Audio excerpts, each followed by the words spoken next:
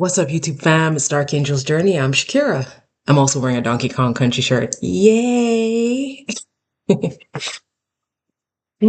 How is it going? Happy Sunday. I hope everybody's out warm and cozy. And more importantly, I hope you all had an amazing trading week last week. Anyway, so as always, it is Sunday and time to backtest my strategy. Also fine-tune my ability to determine how many micros I need to trade in each session. So quick update. I have only taken 3 trades this year so far. And I spent most of January and most of February doing chart exercises and really solidifying my setup. What is wrong with this camera? I have lights on. I have adjusted the settings on here. And look at it, it's getting dark. Why are you doing that? I got lights on me. I got lights to the left. I'm just like, what is wrong with this camera? Anyway, whatever. We're going to be backtesting February with the Thinkorswim on-demand feature. You know what? I'm just going to make myself tiny and you don't even need to see me. I'm going to get tiny with my terrible lighting, which I still can't figure out what the problem is. Seriously. Really, I really don't. Like, I've adjusted the settings the whole time and it's still dark. It's just weird. All right, let's dig in. Let's go to February 2nd, and we're going to jump in at 9:40 because I don't start trading until after 9:45, depending on the day. And let's make sure we're starting on like the 4-hour time frame just to see where we are with price. So again, happy Sunday. Hope everybody's doing amazing. My apologies for not having... Seriously, what is up with this camera? Look at me. I'm just turning. I've got a whole light on me and it won't change. God. Seriously. I'm offended. I mean, I feel like you should be offended too because of this stupid lighting, but I'm offended because of this stupid lighting. Anyway, so let's think about what we would normally do in any session. You come up to the higher time frame and figure out what the heck we are. Now, I don't like any of this. Big, juicy, gross range that we're inside of right here. So what's that, 5 a.m.? So this is the 4-hour. So that's, what's that, London low right there? Pre-market. They took out all the highs up here.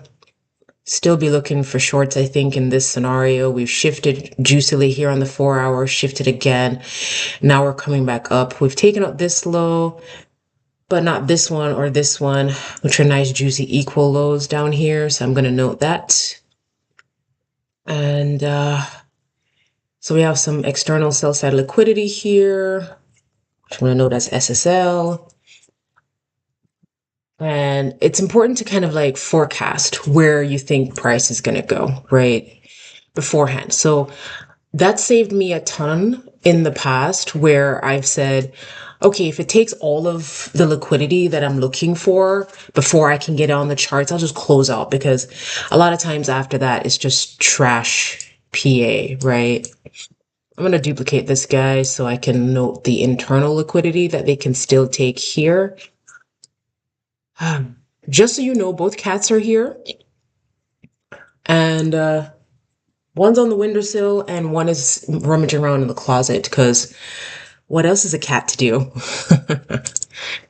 By the way, Sasha was rattling at the door at exactly like 6:45. And oh, guys, she figured out how to open the door. Yeah. She's got her little paws around that handle. She twisted it and she opened it. Woke me up like a couple of days ago, just hanging about on the bed next to me. And I'm like, great. You are too smart for your own good, this cat. I swear to goodness. Too smart. Let me just put internal sell side liquidity here so I know which is which. And so this is the 4 hours. So we're coming up on a 4 hour order block right here. This one is a propulsion block. This one is like the bigger order block. This one's a propulsion because you see how price just kind of like ran away from it. Yeah, that's what ICT teaches anyway. If I were to consider any sort of higher time frame, anything, this internal high right here on the 4 hour would be something I'd be interested in. Um, but I'm looking for shorts, so my preference would be if they rolled up. So I'm going to call that internal BSL, buy side liquidity, or just wherever people have their stops, tons of stops ready to be taken and eaten and swallowed by this market. And then we also have this lovely piece of bearish fair value gap right here. Again, if I'm not great with ranges, so I need to have some idea as to where I might need to get out or aim for profit wise. Did we not press play on this thing? My bad. Prepping like I would normally prep, and actually be prepping before 9:30. So this is on the 1 hour, so we can even refine the fair value gap to the 1 hour version.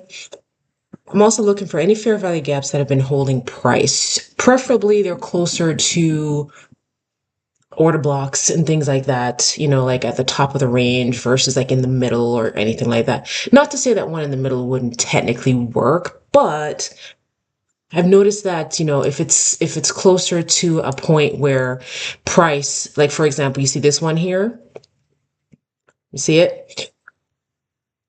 Price like tapped into it, ran off, right? They roll back down and tapped into it again and ran off. So it's a point of interest to me, it's a point where prices held,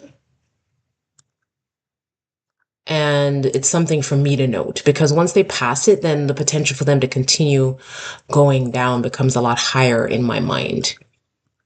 It's also been a spot where I've taken a lot of really good trades in the past when I was trading the minis. So I'm hoping it'll serve me as well as I'm trading the micros. But you see what I'm saying, right? Like it's not just any old fair value gap. It's got to be one that's taken something out. I've moved aggressively. Price has tapped into it a few times, came back into it, beautiful reaction, and we're back up again. So two areas of interest for me, this one and this one. I'm not going to bother to mark the top of that since the fair value gap's up there. I'll just leave it there. Okay, so next thing to check. Always know if there's news. Because if there's news at 8:30 and that's all gone, beautiful. Life is like a box of chocolates. No muss, no fuss.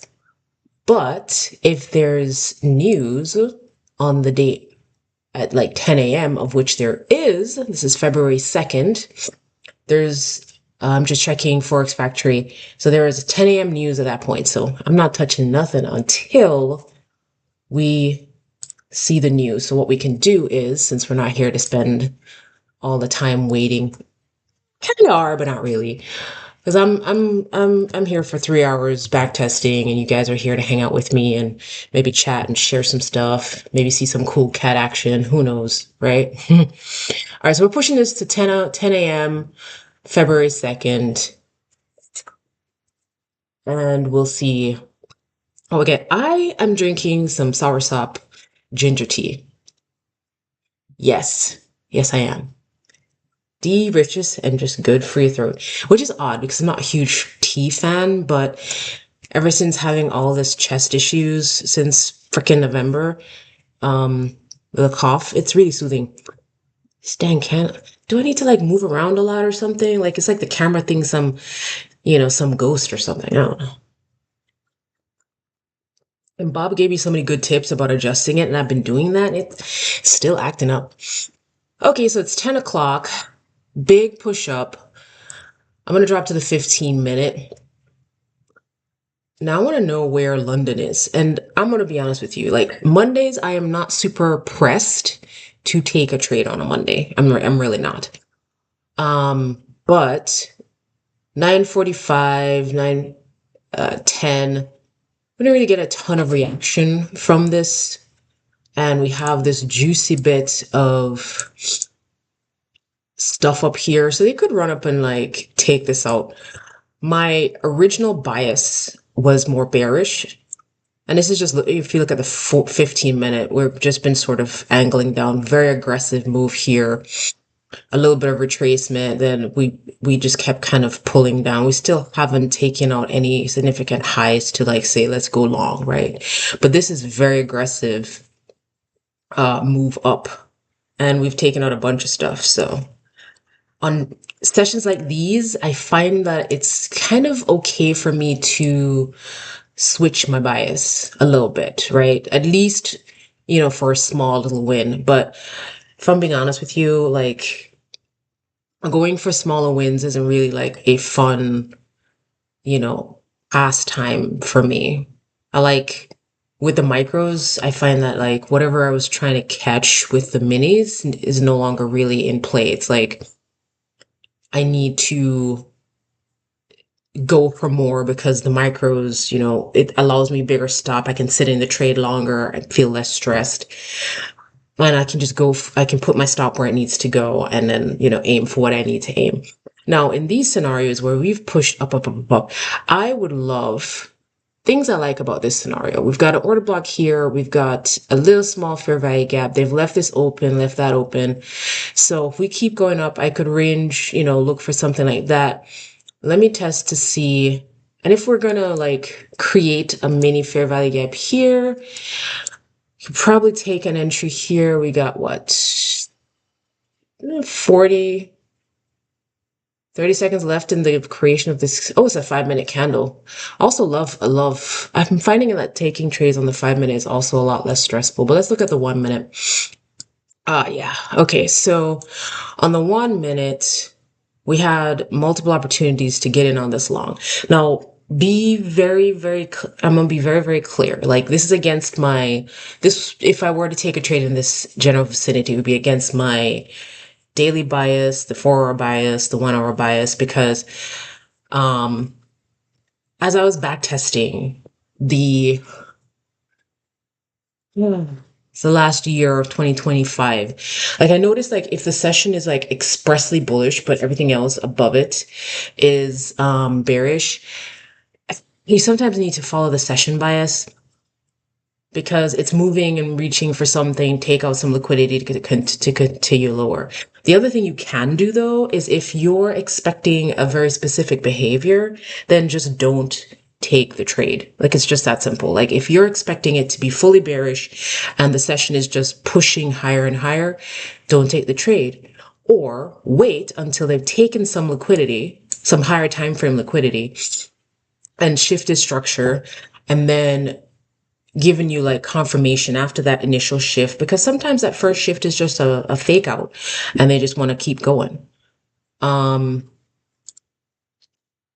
if I were to say do anything with this, it would have to be at this little order block here. It's on the 5-minute. I like that they tapped in to the little fair value gap below it here, both these, and ran up. So now I'm expecting this low to be protected.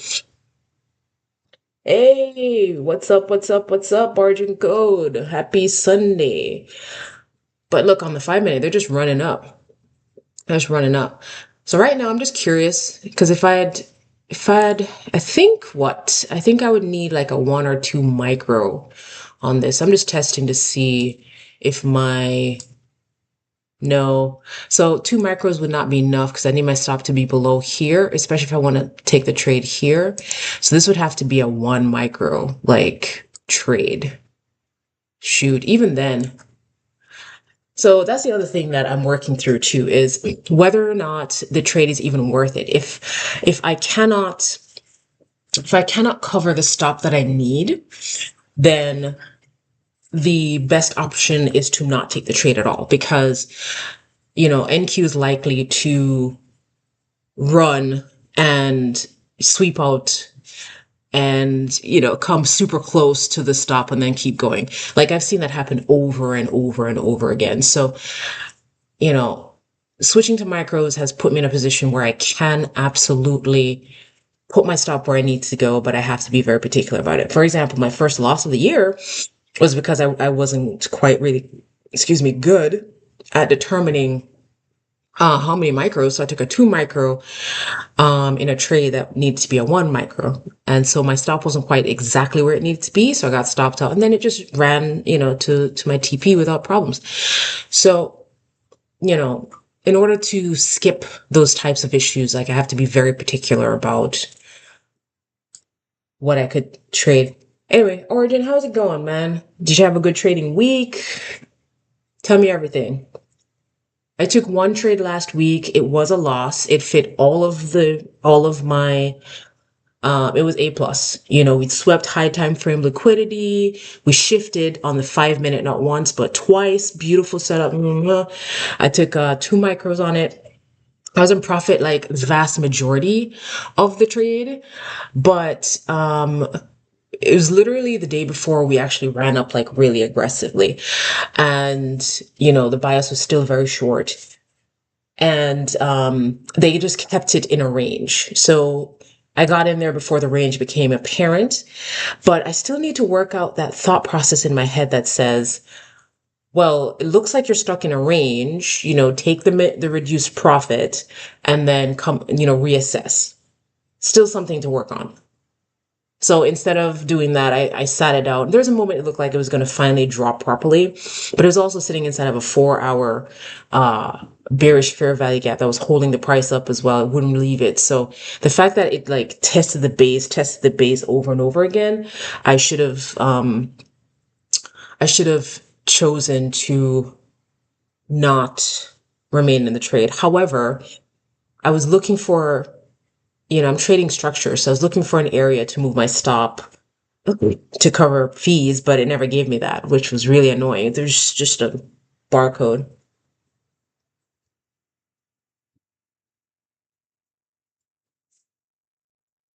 Hey, congrats on the 352 on your PA, man. Well done. I don't understand. What do you mean by eval band with Apex? You're just what? They didn't want to take your money? What? What does that mean, eval band with Apex? I thought their whole business structure was purchase, so for traders to purchase their evals over and over again and sink their monies into it. I don't know how you banned. It's crazy.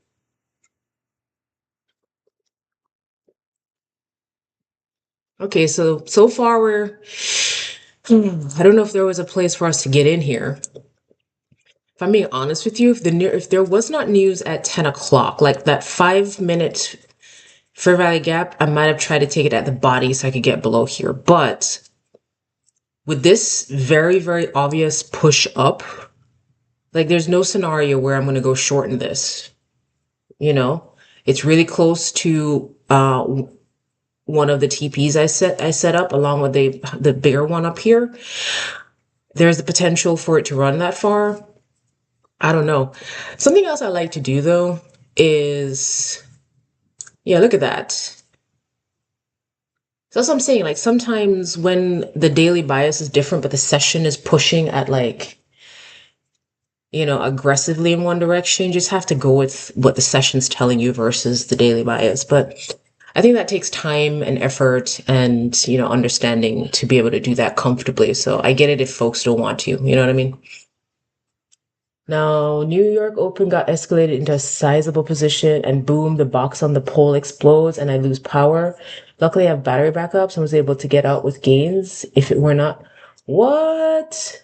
That's so crazy, Origin. What the heck, man?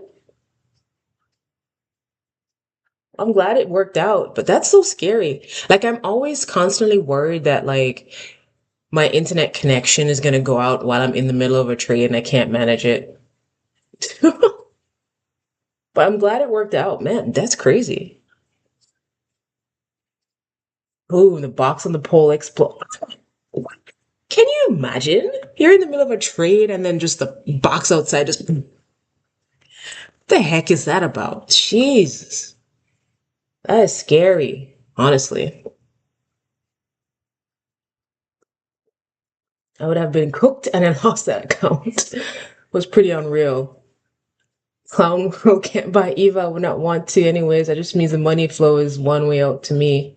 Hey, hey, that's what I'm talking about. Yes, the money flow should be one way out to us retail traders.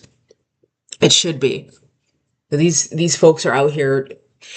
Well, I can't say me because I can't. I'm not currently trading prop firms, but as much as I think prop firms are an amazing resource for traders, they're also like an amazing way to take advantage of folks who can't control themselves and just keep pressing the button. And, for newbies that are just like, yeah, okay, cool. Trading's awesome. And I can do this overnight and I'm going to make money immediately. And then next thing you know, they spend thousands and thousands of dollars in evals and haven't made a dime, which is terrifying, which is why it's so important to find a strategy that works, take the time to back test it, and then forward test it before you put a dime. Paper trade the heck out of it, and then put your money in. Because look, I spent a ton of time doing that. I'm still not profitable. Why? Because once you hit the real live market, that's a whole different set of emotions that you have to deal with. Because now, holy crap, every trade I put in, I could make some money or lose some money. But you know what I think? I think this is still one of the easiest and hardest ways to make money. Easy because now we just need to sit in front of a computer screen. Hard because, you know, we have these, you know, and we have emotions and they tell us lots of things. They give us highs, they give us lows, they make us, do crazy shit, but damn it, this day is not doing nothing for me, y'all. It's 38 minutes into this, and I haven't been able to get into any trades. Sorry, I've been talking your ears off. Let's start moving this forward a little bit. Now, let me see what Origin's saying here. So, like I said, this would have been like a good day to go long trying to get some of this up here. So blessed I had the battery backup and protocols for the well done. Well, I'm so happy for you. Yeah. I sometimes there's solar panels on the roof, and I sometimes think maybe I should get the battery backup as well, if I'm being honest. I sometimes think about that. Mm. So, guys, just to be clear, you see how it's stalling in this area of consolidation. It's not really weird for them to like stall around these areas. Don't get too crazy, when you see it. Because this type of behavior, especially when you're looking for the highs, you could have aimed for the extreme here. You would have been out already. Let's say you got something in here and you weren't thinking about the news. I should, shouldn't I? Yeah, I'll take a look at it because that sort of thing kind of I absolutely want to make sure that the house is properly taken care of and I won't be kicked off. So I'll definitely look at it. But yeah, guys, like note the consolidation in this particular area and they're just sort of stalling here. So no joke, looking at let's say like the 2 minutes, there was news at 10 o'clock. So the only time I would have started looking for anything would have been here. So here's what I'm thinking, right? Like if they choose to pop back down here, tap, there's a big group of order blocks right here on the 5 minute. If they come back down here, there's a potential for a continuation trade to go back up here, right? Um, I'm not going to assume that there's any short opportunities included in this scenario, mainly because of how aggressive they've pushed up. Now, if we get if a dual 5 minute shift, things that it's taken me a while to get clear on, but every shift in structure is not the shift in structure. You know what I'm saying? It's not. Like, I don't trust that they're so close to this. I know a lot of people trade like the double tops and all that good stuff. Um, and those work absolutely. But sorry, Maddie is doing her meow meow meow meow. She's about to come over and demand attention. Yes, little one. Hello. Hey, you coming? Hey. By the way, guys, she is chunky. Coming up. And there she goes. So there's always a and then, cuteness overload, and then she's in the lap, and then flop like that. And then she's going to do her kneading thing, and it's usually an unfortunate booby that I have to sit through. Can we not do that today? We've got people watching. Mommy, that's not cute. Right, baby? Right, little cutie. Kitty break. Kitty cuteness break. And then let's zoom back in while we're having the kitty cuteness break.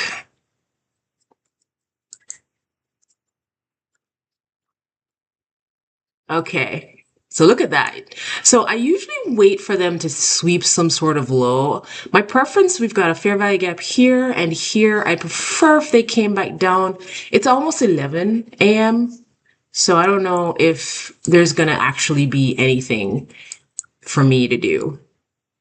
But I do like what I'm seeing here, but I would like for them to properly shift back up on the 1 minute. Because they tapped in here. If they shift back up on the 1 minute, then there's a potential for them to just run for this after that. And they can do it at 11 o'clock. So that's looking a little bit more promising. Let's see, what would this... So internal mini sweep, I prefer if they had tapped into the 5 minute fair value gap. I would like for them to run up and leave something juicy for me to get in on. Kind of like that if they leave it open, but as always, you gotta wait for the candle to close. Right? You gotta wait for the candle to close, right, little cutie patootie? Who's a good girl? Yes, you are. So as I'm saying, like, you gotta, until you see what you need to see, don't execute. It's just that simple. So let me know, let me just mark out what I'm thinking here. Like I said, fair value gap here, one down here, order block down here. So I honestly expect that they want to run back down. And then later on in the day, they'll probably push back up. So this is everything that I have to like consider every time I want to like get into some sort of, are you done? You gone? Okay, bye.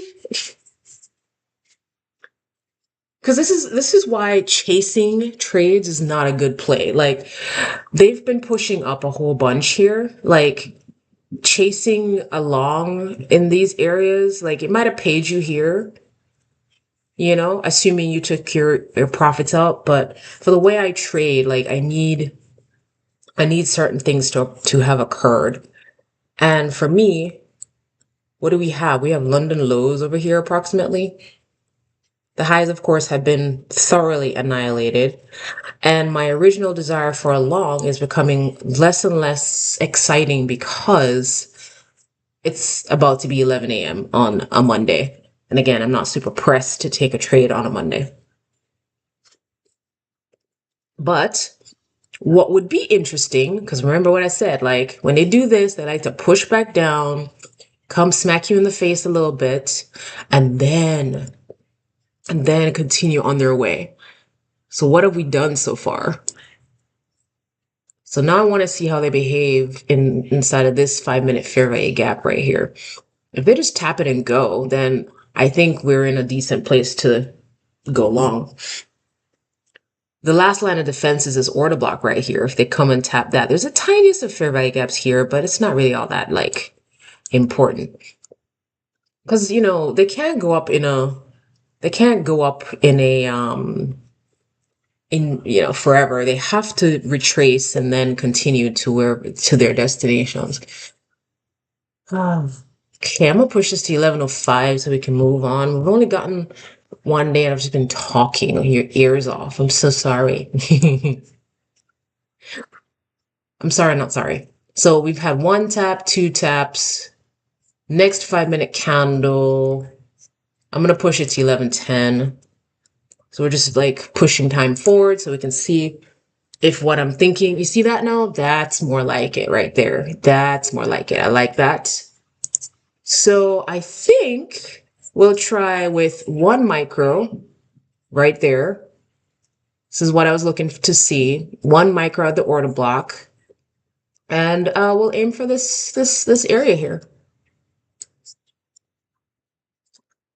So because I pushed it forward like that, I might not actually get filled. So let's move to the 1 minute and see how we need to adjust. So yeah, that's fine. So I'll move this to the bottom of that fair value gap, reduce the risk a little bit, and move the entry to the bottom of that, to the top of that, just to make sure I get tagged. And let's see if we actually get in. So it's just 1 micro, but it's the behavior I was looking for. So let's see. And you notice that we haven't closed like the midpoint of this fair value gap. We've just like wicked into it a little bit. So that's very nice. And you see how it's so much easier to just trade like what will actually cover your stop. Come on. Don't do that. So for Thinkorswim, when you're using an on-demand feature, you got to make sure sometimes if you set the entry not on the 1 minute, it might not like, tag you in and stuff. So here's this moment where I feel like I might get left behind because they haven't tapped this guy. Real order blocks all the way down here. We had a propulsion block here, so an entry here would not be weird. On the 1 minute, I kind of like the crack between these two. But with the 1 micro, I can't. But you see what I'm saying? Look at that. That doesn't necessarily mean they'll run away, but it doesn't feel like they're going to bring me in. So let's see. But that's why you got to make sure, like, given where the stop is, I got to make sure that that 1 micro and I can be friends. I'm hoping that all of this hesitation, they'll pop back down and tag me in. That the base of that, I keep trying to get it just at the top of that fair value gap, like right there. There we go. But I sometimes wonder if trading the 2 minute would have been a better entry. Nope. But you see what I'm saying, right? Like, be patient and wait, because just because they're up here, like trying to take the trade up here is going to get your ass handed to you. You need to wait for them to retrace back to an area that makes sense, close to an order block, fair value gap, and then watch to see what they do. And look at this. Come on. Let's zoom in. Like, once they made that, that's where I would have wanted my entry and I would not have been tagged in. But look at them just running away. And that's okay too. And that is okay too. But it's frustrating because now you could have been in a nice, juicy trade that's most likely going to keep running that way. So let's see if it does. Maybe we're wrong and we get tagged in later on. Who knows? Let's push it to 1125. Okay. So this is on the 2 minutes. So nice reaction. No potential entry here. I'm not going to chase it. It's too close to the target. I would have to push my target further up to make this worthwhile. So let's push it another 5 minutes, 11:30, and see where we go. So the other option you can make is they've come back down, tapped into this. If they make that high, you could take it here, but the return is not as great, So I don't really like that. So I probably would just leave it alone. And that needs to push up. Let's go. Let's push it 5 more minutes. So I don't like this sideways BS. So I'll take that off because I didn't get the entry I would have wanted, because once I got tagged in here, I would have just moved my stop just a little bit just to cover. And now I'm expecting a continuation to push up.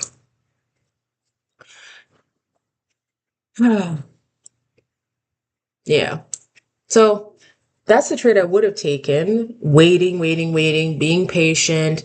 I would not have been tagged in at the entry area with 1 micro. But let's see if we do push up to here. I don't know. I wasn't trading this day. So let's go to 1140 and then we'll move on to the next day.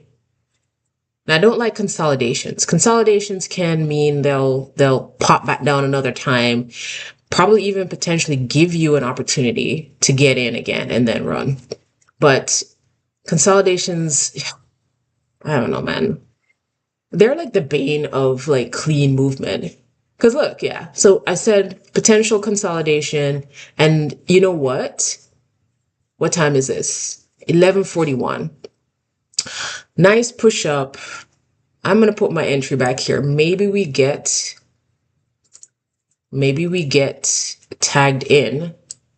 So full disclosure, I'm gonna put my stop under this low. Full disclosure, I would not actually take this trade because it's after lunch, but it's about lunchtime and I would have not even have been in front of the charts. But it's literally what I wanted. It's still coming down to the order block. And they're probably not going to bother to even give me an opportunity. What does this look like on the 5-minute? Let's see. Oof. Well, so this is the order block on the 5-minute, but that doesn't cover my stop, so I'd have to get it here on the 1-minute. So, but they are just pushing into the top of the order block here, the fair value gap here, and then if they close up, then this entry is, just moot. Absolutely moot. Still good setup though. But I don't like this. They should have pushed above it, so they're probably going to drop further down. So, like I said, I wouldn't actually take this, but we're testing stuff out and getting comfortable with setting the orders, hearing the sounds, the ding and the ding, and you've been kicked out of the trade. But NQ is also known for doing this sort of crap, like moving nicely, then rolling back down to an area. So back to your entry area and then moving aggressively after that. So this is why we're here, to get comfortable with this scenario. And I swear to God, like we've been on this one day for like 37 minutes. What do you guys think about this analysis though? What are your thoughts? Like, would you take this setup?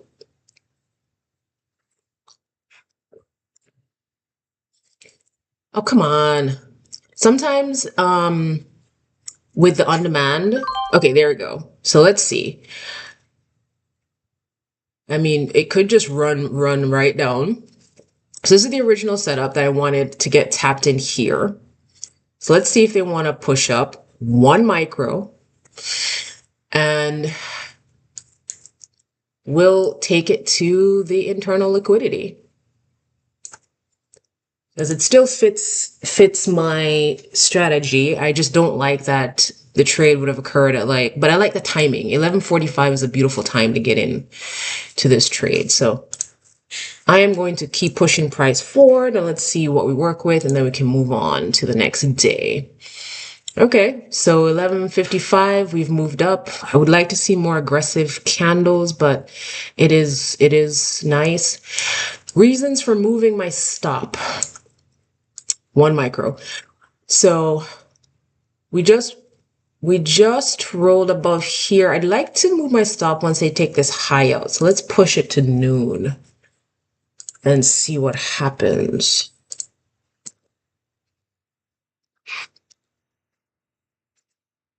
Okay. All right. We're like practically there. So I'm going to move my stop to here to mitigate things. And let's push it forward another 5 minutes.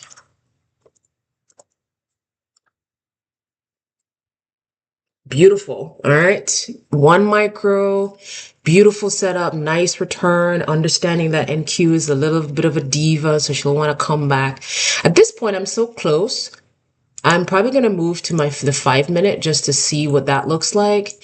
And then This stop is, my entry was here, so I'll leave it at the base here to make it basically break even. And let's see if we can't get up here. If this makes a nice little, we got a fair value gap here, one here, order block here, so should be relatively safe if they're willing to keep moving up. So let's move this forward another few minutes. 1 micro, beautiful. Let's see if we can push above here. I might move my stop to here, lock in a little bit more on my 1 micro. 163 bucks on a single micro isn't terrible. It's nothing to sneeze at. It's not too shabby.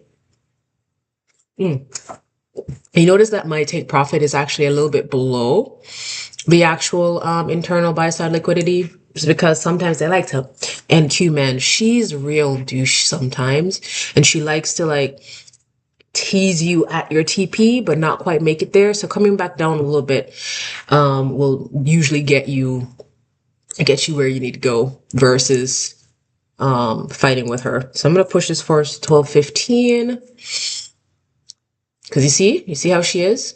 She's not nice. I like to see her make a low and then take that over. Then my stop will get moved to here. So let's push forward to 12.20. Okay, so we've made a low. Let's see if we can get above it. Let's go to 12.25. Sometimes when I push it by 5 minutes, it might hit the TP and then not clear it out. So we're doing that consolidation thing again. Oh, so annoying. This is one of those days, like whenever we've moved aggressively, sometimes like they'll just consolidate afterwards. And then it just takes just more time to get to where you need to go. So what I don't like is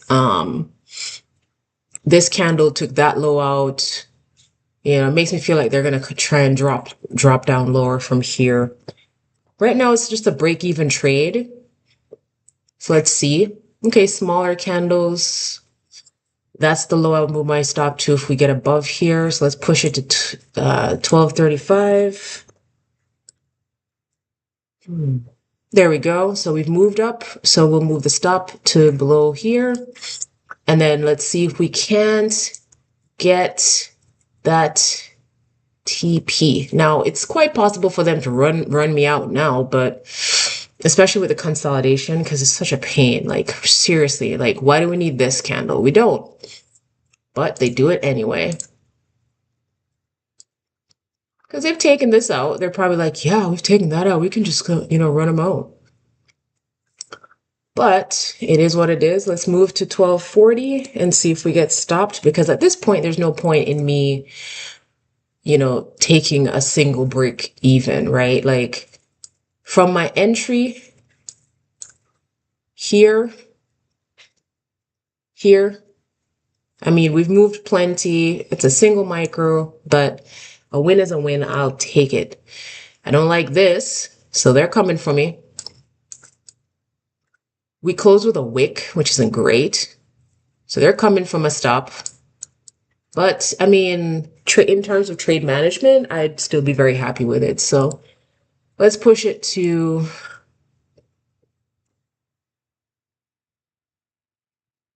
Well, let's just let it run because it's coming to take me out. So sometimes I wonder, because of the micros, should I be more aggressive once it like gets closer to where my TP is, I sometimes wonder that. But also because it's micros and I can, be aggressive with my stop, I feel way more comfortable just letting the trades play out the way they're supposed to.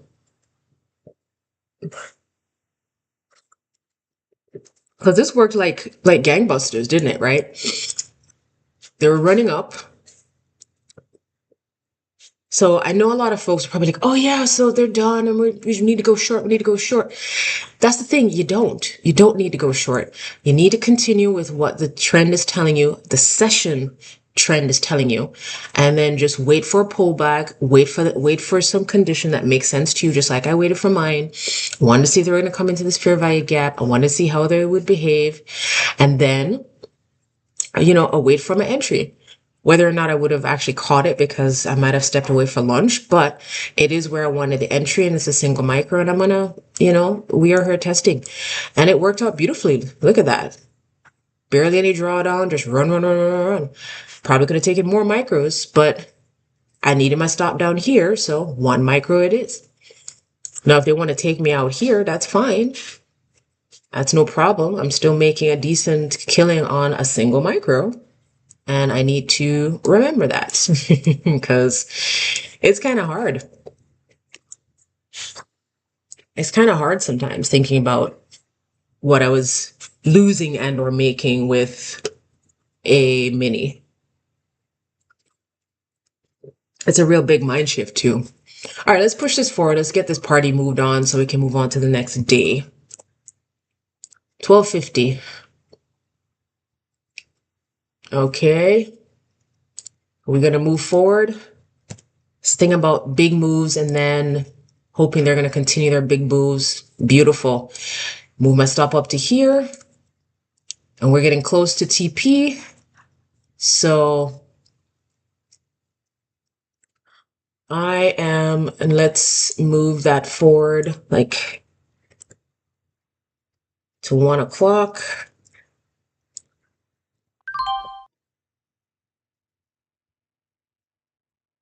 Oh, never didn't need to. It just got it. So that would have been 198 on a single micro on that trade setup that day. Beautiful. Beautiful. And don't forget, right? Just because it rolled up here, I still waited for a shift. There was a shift on the 1 minute, and I took it at the order block.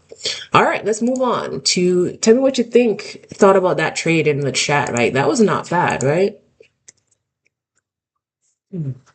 Slow and steady wins the race, y'all. All right, let's go to 940 the next day. And let's again do the same preparation. So this is February 3rd, 940. Looks like we haven't really gone anywhere. Took out that high from that trade yesterday, and this is 9 a.m.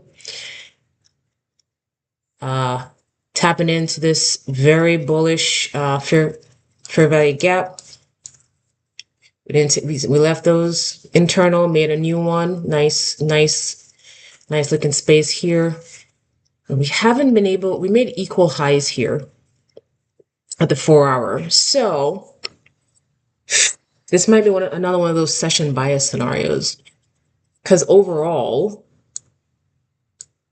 I don't know about you, but this is just one big old range. Sorry, from here to here, one big old range. It's not perfect trading areas or whatever. Yesterday was good because very obvious we wanted to go up, so go long. This looks like we want to go down, so let's go to the 1 hour. This is, if anything, this would be where I would go for. I don't care about the low, or maybe just the extreme, dig in a little bit. The fact that we haven't gone anywhere overnight is kind of annoying. They took out the afternoon lows here, and they've left. Again, I say this a lot of times. Like, I feel bad for people who trade London, because sometimes London is just a shit show of nothingness. For real. Like, what the heck, man? All right, it's 9:45. So let's see if there was any news on this day. Always check to see if there's news. This February 3rd, we had no news. So jump to the 15. Big, aggressive move down. We've swept all this fun stuff from yesterday. I was already bearish from before that, but we wanted to go with the session, and that ended up paying us, even if it took longer than we wanted it to. So let's dig down. Oof. I mean, that's very, very aggressively bearish. Now I need to see if they want to like hold on to that or if this is going to be one of those just run up, regroup and keep dropping situations.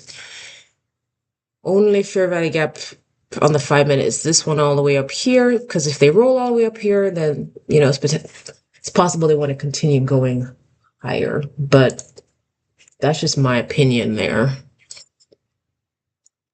And what did we do? We absolutely obliterated this order block over here. So personally, I'd be looking for shorts. Like, don't fight the trend. Fighting the trend is where you lose. So I'm going to go to the 1 minute here, and I want to see if they want to. They've rolled into this guy. This one, there's two. This one has a little fair value gap in it. I wouldn't mind if they dropped one more time. So things I should have noted ahead of time. I'm going to go to the 1 hour. Things I'm going to note as areas of interest to take profit. At this point, I only care about where I can get out of the trade, right? Because that's the important part most of the time. Like, no, it's not. Understanding where price is going to go and then understanding where you need to get out. It's all a combination of things, you know? This guy, we got an order block here. Midpoint of that would not be bad. So let's see if we get some opportunity to get in. Sometimes they give you beautiful staircase things. Other times they do not. So I would have liked if there was like a 5 minute fair value gap in all of this, but big order block here. If we drop below it, this guy becomes propulsion block. See if they want to close this in midpoint, something like that. But I prefer for them to roll up, take out this little internal high they've created, and then give me a nice juicy drop. A little bit different, but however, if they don't do that and they just drop, well, there's no news. For me to feel comfortable, they have to take that out. Beautiful. Okay. Okay. So given, let's see, I think this is a 1 micro sell, honestly. Yeah. Given where my stop needs to be, I wouldn't want it. I could probably put it above the propulsion block. So maybe we can do 2 micros instead. That's what I'm saying. Like, if you get 2 micros, and I'll put my stop above the propulsion block, and see if they want to roll in here. Probably not going to get an entry at the rate that they're moving. My preference would be to put my stop all the way up here, but given the movement, probably I would still. Oh yeah, look at that. I would still try for. I would try for the body. I move it to the 5 minute and try for the body. And that would give me a little bit more leeway. But I don't think I'm going to get tagged. I mean, look at the aggressive nature it's moving. There's just no way. Digging into this fair value gap. They can always pop back up though. It's NQ and it's not even 10 o'clock yet. But when it's moving so aggressive, like I did a whole year's worth of hindsight testing, and honestly, when it's moving so aggressive, I'm finding that I'm willing to take a couple micros and try and run with it. Like if I was really, really pressed, I would have, taken it at this body and not gotten tagged in. But look at that. It's just going. So nothing to do. Let's push this to 10:05 and see if it just keeps running, because this would be one of those days I would have wanted to catch a short and not been able to get one. Okay. There's more down here to be claimed. We weren't anywhere near a low. I was just looking at like easy take profit areas. So that's 10:06. Let's take it to 10:10 and see if there's anything we can do. to get in on some of this action. So another thing I'm not interested in doing is chasing price. Like, gotta have some structure and it's gotta tell some sort of a story. And that's why I was comfortable with the trade the previous day, which worked out nicely. Um, I'm slowly getting better at dealing with these types of drop days. But when they just run away and not give you any opportunity to get into it, it can be frustrating. But it's the kind of frustration you want to like stay away from, because that kind of frustration will make you'll end up making mistakes and you don't want to do that. So I'm gonna push this to 10, 15. Okay, so we've just dropped. We're at the bottom of this fair value gap. No joke, if we drop below it, I'll take it at the base, but I'm not taking it right here. This is the 1 minute. Sometimes I like the 2 minutes. I'm finding I might like the 2 minute better for entries.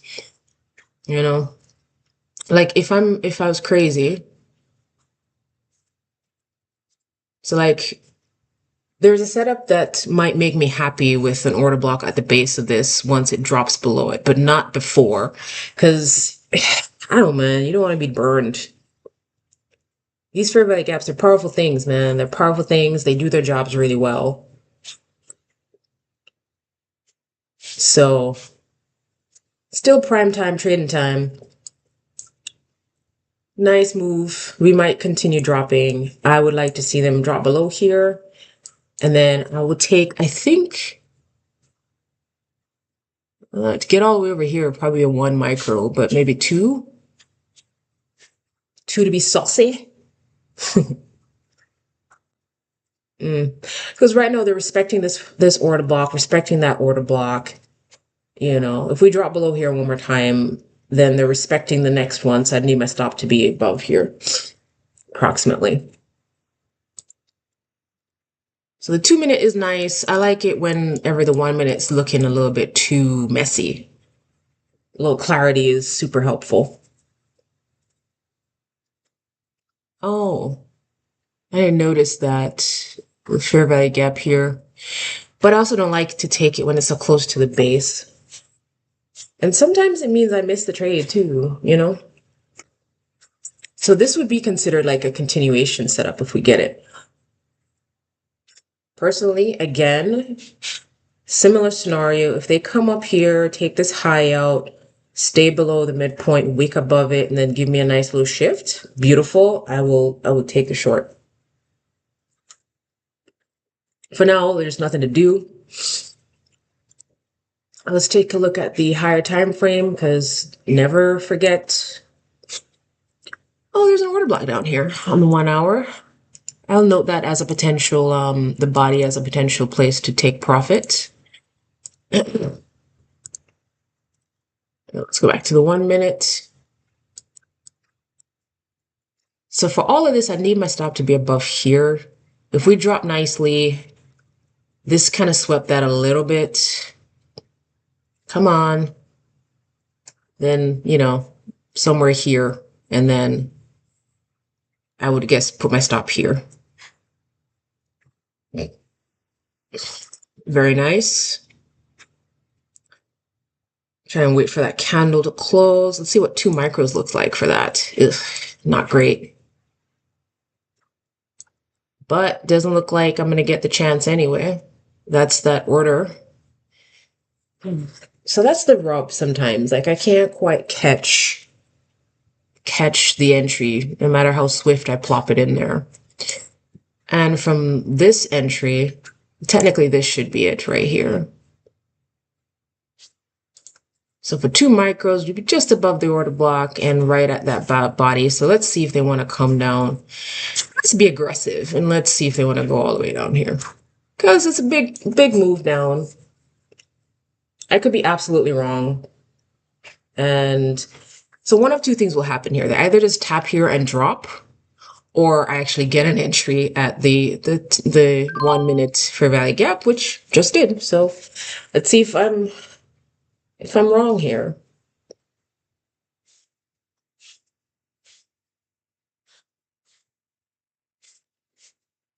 Because if they could choose to move aggressively, they could choose to drop. What I'd like to see is a nice, we just tap and drop. Otherwise, might just get burned. Them inside of this fair value gap right now have an order block, fair value gap, and another order block in between me and my stop. So let's see. All right, so we're in. Sort of met my criteria. I'd like to see a nice aggressive push down like before, if we can.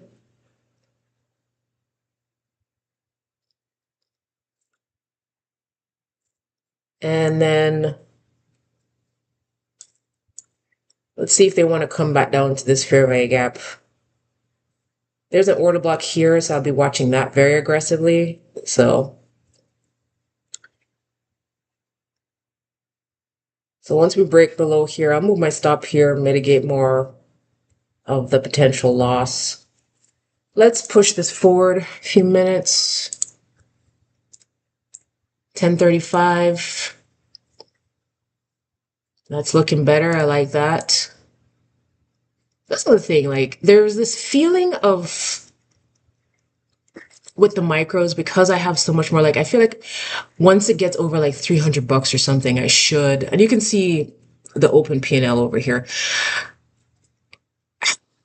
I feel like there's this level of being a little too aggressive with the micros. If it blows past this low, I'll move my stop to here and then just, I don't care, you know? All right, let's push it forward to 1040. Oops, not 640. See what we get for another 5 minutes. We haven't dropped below this low. See, this is the thing I don't like. We didn't take the low out, so couldn't move my stop, so might get a full log out here. Hey, Coach Carter. Oh, this one? So it tagged me in at 10:26. This is February 3rd. How you doing, Coach? Having a good weekend? All right, let's push this forward 5 minutes because it might get stopped out. I don't like the fact that it didn't take the low out. If it doesn't take the low out, then, you know, I might need to consider getting up out of this. But if we need an aggressive drop. But do you see what I'm looking at, right? Like up here, I would have been interested in an entry like at the order block, but they never came back down. It's very aggressive. This fair value gap, they've busted through it very aggressively, but I would have preferred if they dropped below that here. And this guy is the top of a 1 hour order block. It's a 1 hour like bullish OB. Let's just note that. Don't forget what the line is for. But with the higher lows, that says they want to come up and that this trade is cooked potentially. So that might be a full stop out for me because they didn't want to continue. That's the problem with like these types of days. Like you want to catch it higher up in the trend versus lower, you know? But, you know, as you're managing the trade, like pay attention to movement. Like once we got in here and we dropped nicely, I needed to see it take the low out. It did not do that. So now I know, you know, it's the last chance, you know, the only thing stopping them from taking me out now is nothing. They can absolutely knock me out of this trade, and that's the end of that. Structure doesn't lie. Structure tells you everything you need to know about where price is going to go. Boom, there you go. And then that wiped out all of my profits from the day before. That's all right. All right, moving on. But my preference would have been like a trade up here. So let's move to February 4th. Same thing, 940. And then let's set up. So them's the breaks, right? Clean, juicy trade. The day before. Oops. Let's go to the 4 hour. Okay. Look at that. And they actually came all the way down, you know. They just were being a-holes about it yesterday. knocking me out. Rude. It's all right. So we're still bearish, still very bearish. I assume that my trade yesterday, they popped back up a little bit. Yep. And then on that 1 hour candle, knocked folks out and then kept dropping. That's okay. Let's pull this over. I like this 1 hour fair value gap. Price has tapped it and run back up multiple times. This would be like where I would be interested in taking a short if we drop below the midpoint. Let's also check to see if there's any news. Let's see. This is February 4th. Where is my thingy? February 4th, there was news at 10 a.m. Okay. So since there's news at 10 a.m., let's push this to 10 because I wait for news to be done. All right. And then I get into trades, not before. Okay. Look at that. So 10 a.m. Let's drop to the 5-minute. We know we are bearish and we're looking for some kind of opportunity. We've also closed in this fair value gap. Looking good. Exactly, coach. Exactly, coach. And we can actually even take a look because I got tagged out.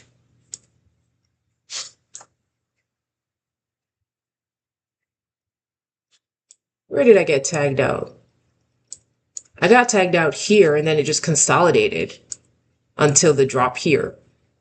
But we're looking real bearish. So this is that scenario where I'm willing to attempt the shorts. What have we done?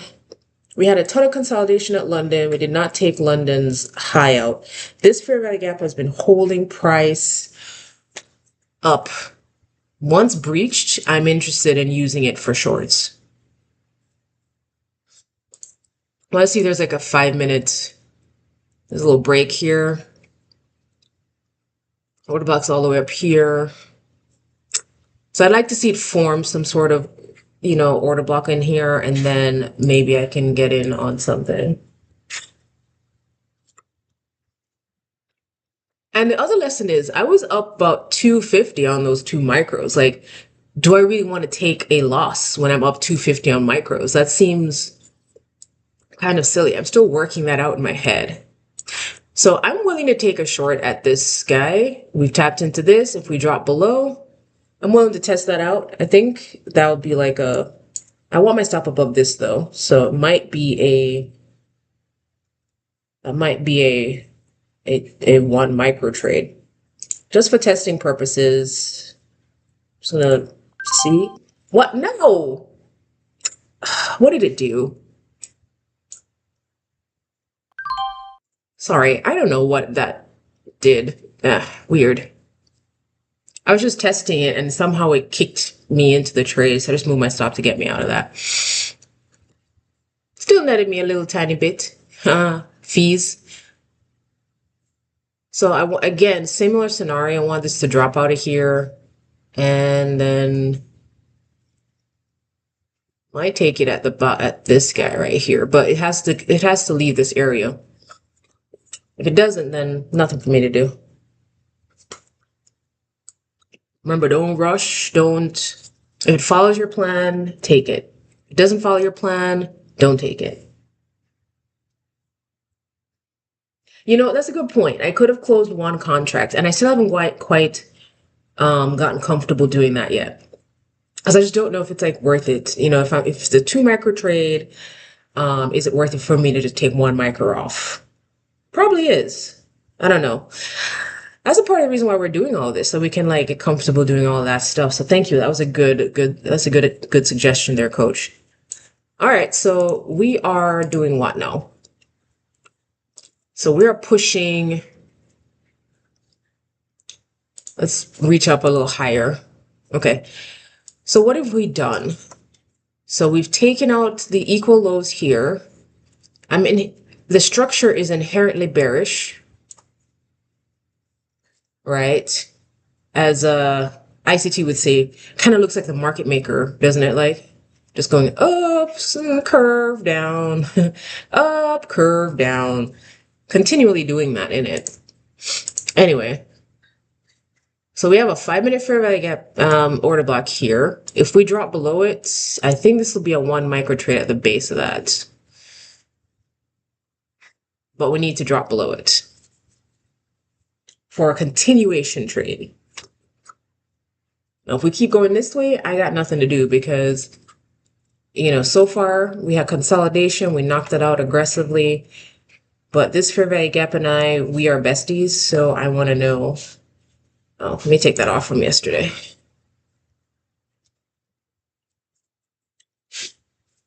Exactly. Like before the entry, I hate that.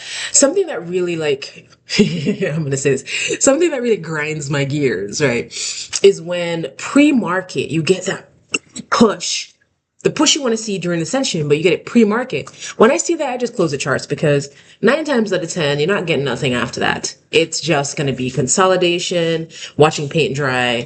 They might fake you out and then slap you in the face again. It's not worth it. And I saw that so many times back testing old price action. Like it really is helpful doing that. Like so if you haven't, like just do some hindsight testing on your strategy and then, pay attention to how the market moves because understanding how the market moves is how we'll know if the trade's going to work out for you. Like I knew that my short was not going to work out because they didn't take the low out and they made a higher low on the base and then they just kept making higher lows. So I know they're going to pop out. Now, the onus now becomes, for me to say, now it's time for me to bail and be comfortable with like reassessing and then entering again. I have a hard time doing that. So that's why you see like I'll end up taking like the full loss or something because that's just how my mind works. So this is 1020, pushing it forward to 1020. See if we get a drop down. Inside of this 5 minute fair value gap, we're just hanging out. Because remember, we're in like a bigger time frame, like range, and range trading and I aren't the best of friends. Exactly. Like we don't need to look, revenge trading gets us nowhere. All it does is feeds the market our hard-earned dollars, and it's not worth it. It's not worth it. We deserve better. And as traders, we need to like hold ourselves to a higher standard because that's how we're going to get to where we need to go. Like, I have a dream, and it is not to work a 9 to 5 job every day forever. All right, we'll keep moving. So let's be clear. They've taken higher time frame. They've taken higher time frame liquidity. They've tapped into a 1 hour fair value gap that's been used as support for longs for quite a while here, for a bit here. So I was hoping to use it turn it into an inversion and use it for a short. Now we're coming up. Let me put this to 10:30, push this for a few more minutes. What happened? No. Oh, sorry. I definitely moved that forward too far. Where were we? 10:25. Sorry about that. I didn't even know. I didn't even see. I was like, what is this I'm looking at? I put the time in the wrong place, guys. I apologize. Yeah, I mean, we just have to have rules for why we get into the trade, why we get out of the trade. And, those things are what help save us. Now, the other option could be to take it at this, well, that's the high that took that out. So the order block's here. So again, I'm just waiting. I'm waiting for something. It's okay for them to push up. I don't care.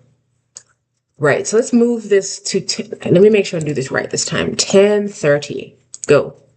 I don't know what happened just now, but I managed to screw the pooch there. Things I don't mind, right, if we reach an area, we've taken out some stuff, we want to continue going in that direction. For me, I'm okay for them to run up, make a short-term high, and then sweep the hell out of it. But it needs to be a shift after that for me to continue that short opportunity. So let's see if we get that here, if that's what's happening. Because no fair value gaps here, tiny one here, respecting it there, nice movement potentially. It needs to be clear and obvious. Like, this isn't clear. This doesn't tell you much, right? Just that, for those folks who wanted to go long after this, again, the session bias, you got to keep it in mind. And I've been burned in the past, like, oh, well, I was bearish, but now I'm bullish and I go long, and then you lose because you stayed away from your original bias, and that's not a good look. So let's push this to 1035 and see if we get the movement down we're looking for. Okay, good. So now we have that. We've dropped below it. Almost set an entry, a sell entry of 1 micro for now. Let me see where that, yeah. Can't do any more. Just a 1 micro. So this guy, not, and let's see if they want to go down here. There's no guarantee we'll get like an entry because they might just drop from here. But you see what I'm saying, right? Like, it's been super bearish. Sometimes they fake you out. They make this and then run up again. Then you can go long.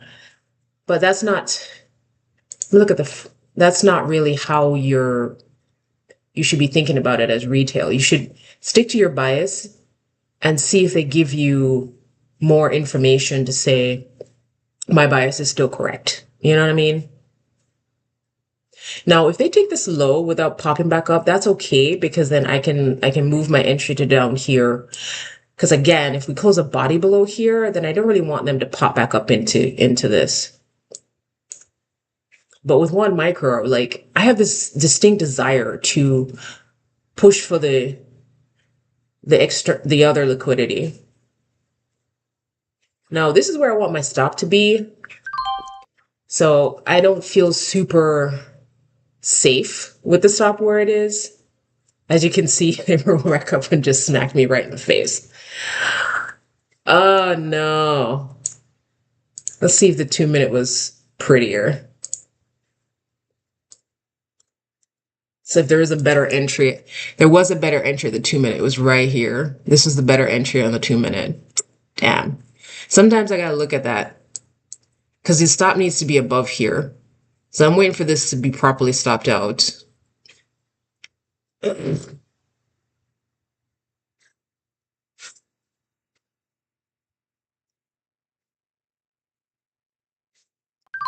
there we go.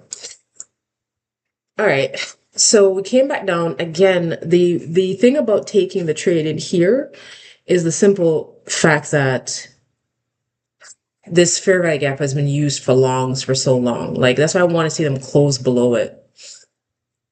But I did like the sweep up, and I'm going to take the sell in the place I should have taken it, which is right here.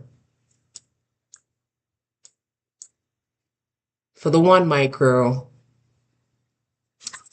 Ah, dang it. Yeah, very nasty. This is the 2-minute. Because I'm still struggling as to whether or not I want to take the entry on the 2 or the 1-minute, honestly, Because I was, there was a point where, also I like this, right? Like, we tapped into the propulsion block, we closed no bodies. We closed no bodies above it, but we did tap it. So I don't know if we're gonna wake up again. I still don't love my stop, but this is what I want to, this is where it needs to be. And it's still just 1 micro. So that's what I'm saying. Like, sometimes the stop is just not where you want it. If we drop below here, I don't know if it's worth it to put an entry right here. With that move, I think it is, let's do that. Still a single micro. Oh, there's no, let's put it at the body right there.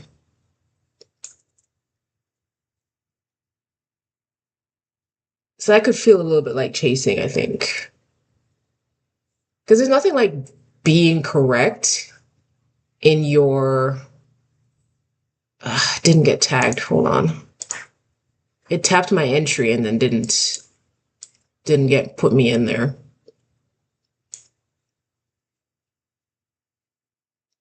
Oh, come on.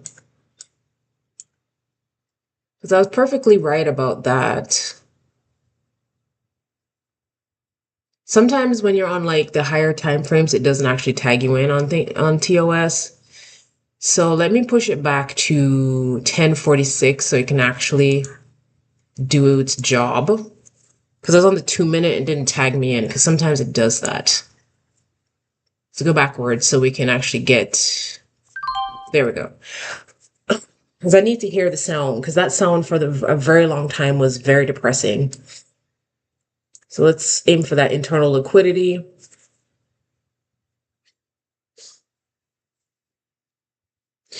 Yeah, the previous entry was, that's the thing with one micro, like given what I want my stop to be. As I said, I wasn't comfortable with where the stop was because it needs to be above the high.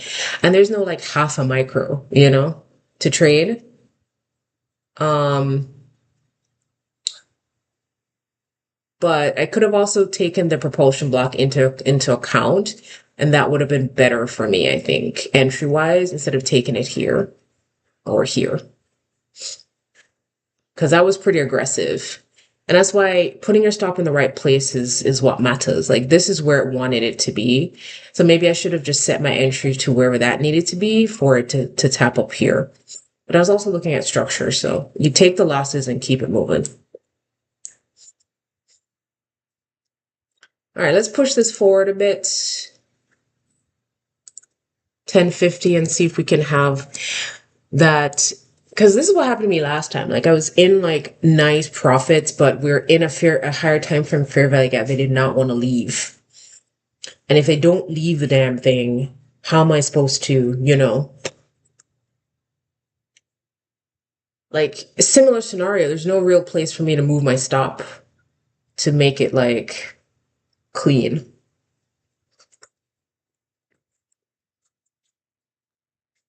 You want a screenshot?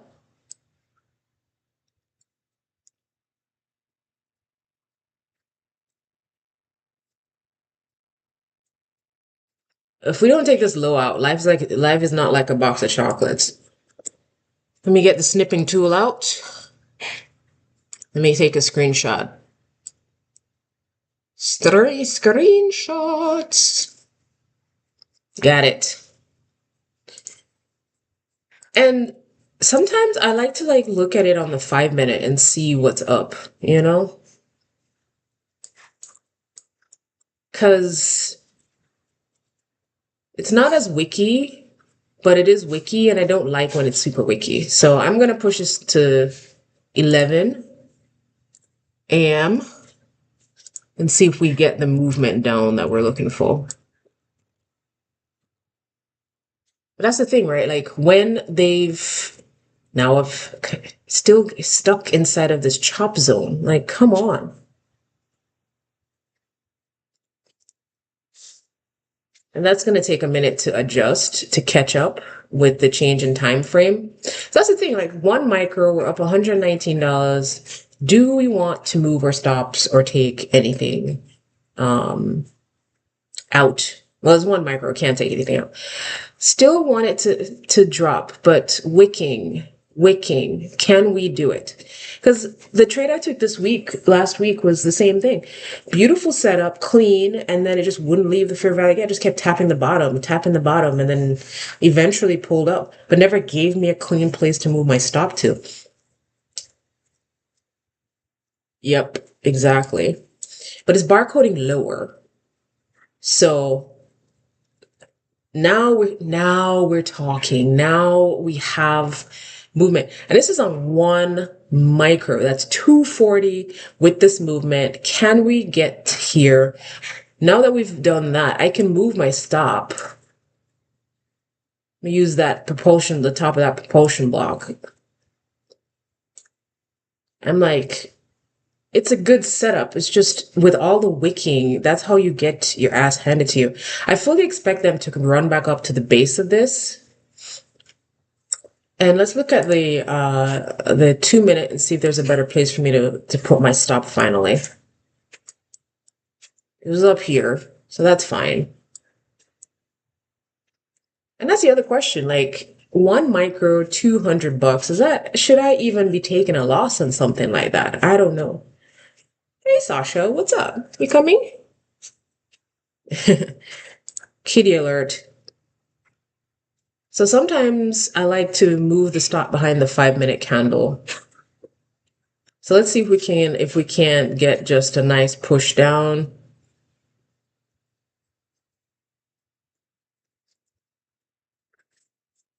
Really, you can't lean on that. Sasha, you might turn off my stream.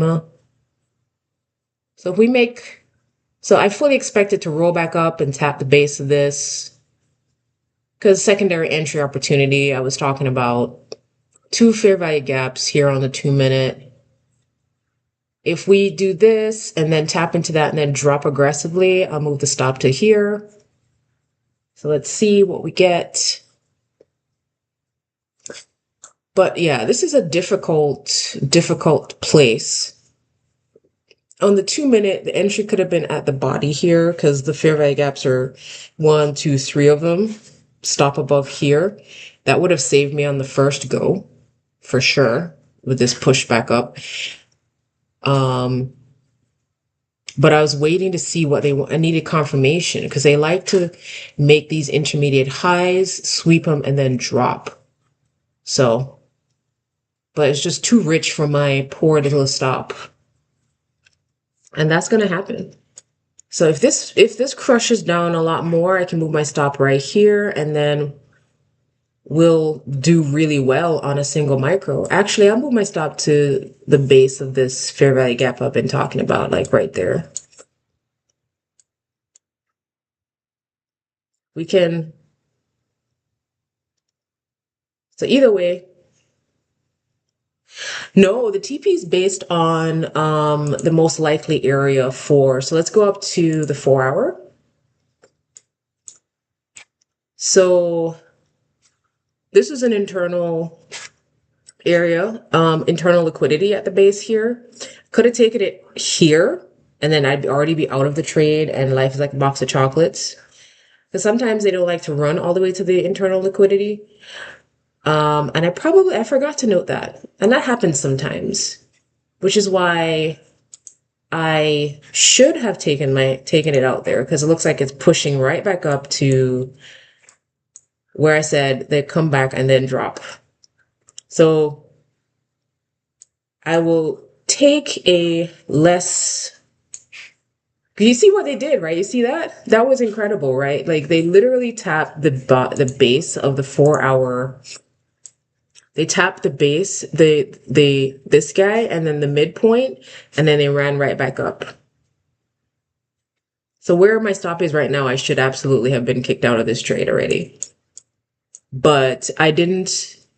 I like to either, reach for these areas here and not the lows because they love to do that. They love to stop and then run down to them. But I missed it. So that's the problem sometimes when you're trading. Like you sometimes miss these very obvious areas of interest. And I did note that I know, most likely they'll come back here, give you a secondary opportunity to get into the trade and then drop. But take your cute paws off of my laptop, you little adorable baby. No, this is not. Yeah, they love to do that. They love to do that. Like, so I actually thought I'd set that here, which is ridiculous because I would have just said extreme. So I totally forgot. But I told you, like, they love to come back, especially these fair value gaps that have been used used aggressively for to support price, Sasha's like right here. And she likes to lay on the laptop. So I'm trying to make sure she doesn't kick us out. You know what I mean? So I could have been out of the trade here at the 4 hour extreme versus now waiting for them to drop here.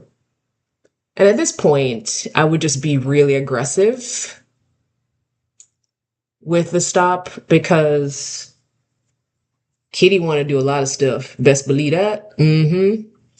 Moving the stop here without a clear close.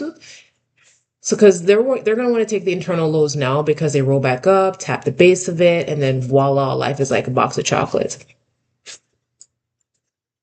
And fun fact, like I should have been tagged out already based off of where my stop was.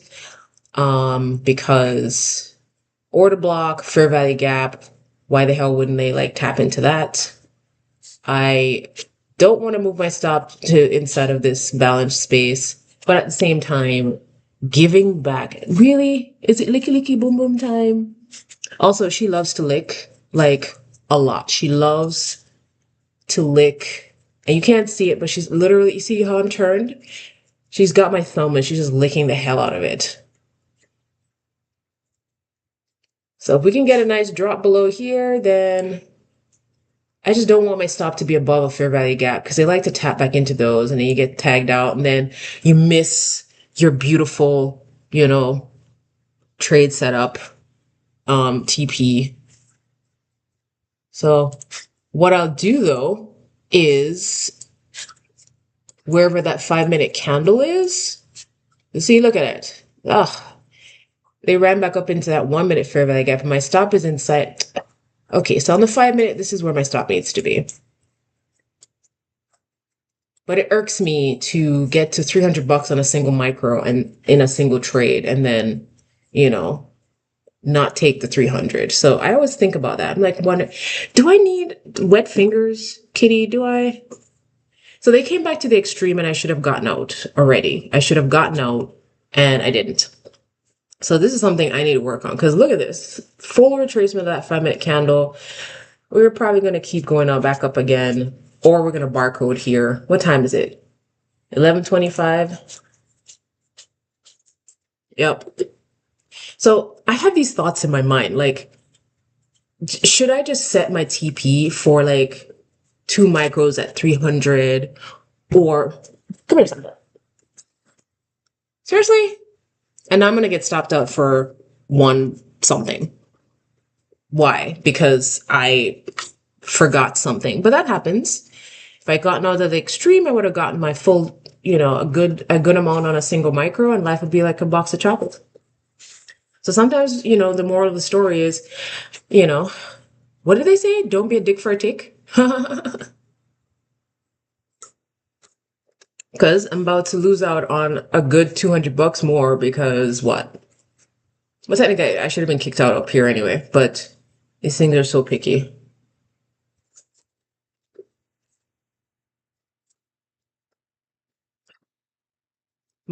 The only thing saving me would be if they want to drop aggressively from here, because they should. They should. They've been using it as bullish support for the longest time. This is the first time we've broken through it. They can come to the midpoint and then drop again. Hey, Bobby! Bobby. So yeah, that is totally my fault. I should have absolutely set this as the TP right here instead of forcing the low or the midpoint. The midpoint of the wick could have also been perfectly acceptable, for being honest with each other here. But utilizing proper structure is the way to go. This doesn't make me feel too bad because we did take this low out, unlike the other trade where we had the low, we didn't take it out, and then it kept going up, and I knew we were about to get our arses handed to us. Right, Sasha? Now I have just gross kitty hands. All right, let's push this to 11:35. Let's see. But the general gist of the trade is still good. It's just this would have been a tricky entry day. You see what I'm saying? Structure. Structure saves you all the time. Because we took this low out, it's much easier to stay inside of the trade. And look at that. They came, let's zoom in on why structure matters. Let's zoom in. I put my stop above there and they rolled up close, close, close, and then dropped. Rude. If they don't take this low out, they're gonna turn around. But this is the exact opposite of the previous day's trade, right? So now I feel pretty good that they're gonna just keep dropping now. It's about to be 11:45. I think we'll get the TP. Even if we didn't, really, we should have been out of this trade around here. And given that we've had multiple times, I'm not even gonna wait for that. I'm just gonna push it up to here and get out. And get out. Come on, a couple more ticks and let's get out. So I'm trying to trade. So all the times that you're seeing me here is when I'm willing to take the trade. This is when I'm willing to take the trade between 9:45 and 11. If the trade, there we go. So if the trade like pushes into after 11, I have to manage it. That's fine. The entry was, within the time frames that I wanted to get into. If I don't find anything juicy or clear by then, I just sort of like ignore it. All right. So that was a long slog, and I bet you anything they're going to give me the full TP here, but I moved it up because I'm sick and tired of being in this trade. All right, moving on. Thursday, look at that. Finally, at like 11:40. Okay, so let's move on to the next day. This is 9:40, February 5th, the Thursday. Let's look at the 4-hour, get our bearings. So look at that. They took everything out. They took it all out. They took it all out on that 4-hour candle if you could manage it. All right, let's see what's below here. Lots of juicy things taken. Let's get ready to rumble. They've taken this and that. There's a little bit here, some internal liquidity right here on the 4-hour. Sasha, could you not try and eat my screen, please? What is wrong with cats? I swear to goodness, they're just like little gnars, just nang, nang, nang, nang, nang on every little thing. All right, let's see what's over here. Could you not clean yourself next to my screen? You're literally just moving it around. Guys. So far, this is all I would have made this week, which is great because green is green. And that's one or two trades each day. So I reset for each week. So that's what we would have made so far by Thursday. So what do we have? We have, it's not bad. A little fair value gap over here on the 4-hour. So we're still bearish. We took out what I assume is going to be like London and all and Asia from the previous day. Sasha. Let's go to 1-hour. So just like the previous day, they took out lows and then they sort of, what's this? Let's delete that. Okay, so the 1-hour, we've got a nice fair value gap right here. Order block right here. So let's see how they behave. For continuation down, I'd like to see them stay inside of this and then give me a reason to go short. Because we've used this nicely. So we'll continue with that vibe right there. So let's see how this behaves. Let's see if there's any news. This is February 5th. Okay, so there's jolts at 10. So let's just pop this puppy all the way to 10 o'clock then, time-wise, because I wouldn't be trading before that. 10 o'clock, Thursday, February 5th. Oh, remember what I said about, wanting it to do certain things? Look at that rejection on that 1-hour. Wow. Also don't like this. I don't like this at all. Even though we nicely rejected from here. These caps. So we're looking for a reason. Ooh, look at that V shape on the 5 minute. Jeez. Anything we can get into, or we're just going to run away and call it a day?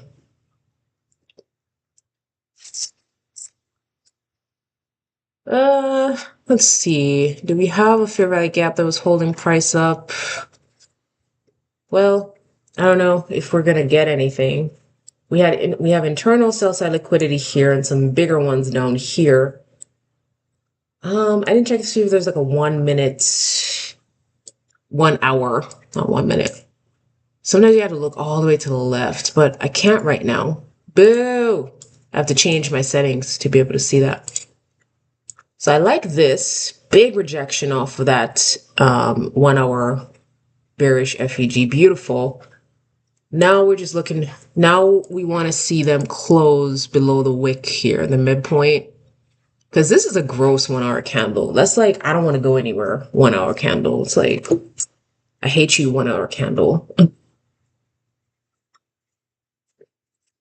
Is there like I feel like there's some sort of latency. Like as I'm looking at it, it's like 5 minutes away from my adjustments. Maybe I'm not moving. The screen's not moving the way I want it to. All right. So what do we need? We saw what we needed here. Beautiful, juicy. One potential entry could have been right here, but that's right at the news time, so couldn't take that. This one's pretty close, so I don't necessarily think that's where they're gonna go. So I don't know. My TP might end up being something arbitrary. Let's look at the 1 hour, and sometimes you can use the Fibonacci to estimate, because that's the order block right there. Estimate where they might want to go. So let's see if we get any -2, -1. Let's take off all of these other pieces I'm not using. I just want to get an estimate. So one standard deviation is about here, 24,340. And where's the half? And 2 is below the stuff we have. So half is about here. Let's see what if the 15 had a better looking fair value gap we can use for this purpose. Yeah, it does. So let's use this one. So I'm just using it for where to aim for, you know. We had a little internal liquidity down here, but with the aggressive nature, we might be able to move much further if we're lucky. So I'm thinking there, so like one standard deviation, let's note that. So that's one standard deviation. 2 standard deviation is like the hope, but we don't need to reach for all of that, you know. Let's note that. 1 STD. Sorry. That doesn't sound very appropriate, I think. And 2 STD.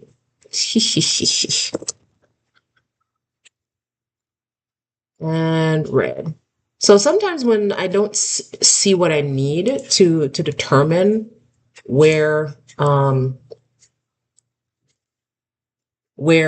the TP should be, then using the Fibonacci to kind of estimate would be helpful. The fact that we're about to take this internal sell side liquidity wouldn't have required, I wouldn't have felt comfortable just aiming for that, you know? So now I have something else to aim for, because it's just 10:13. Let's see.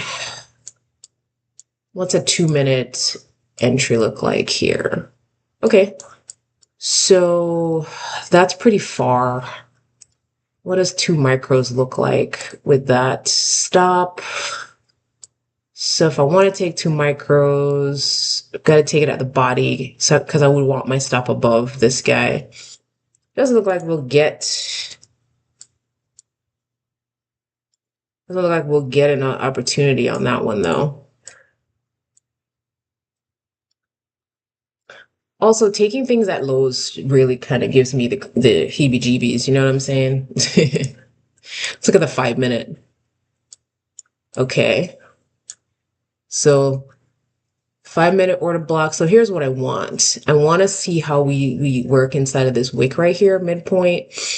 If we make a nice little 5 minute OB right here, we'll take it at the base and then write it down. So let's see.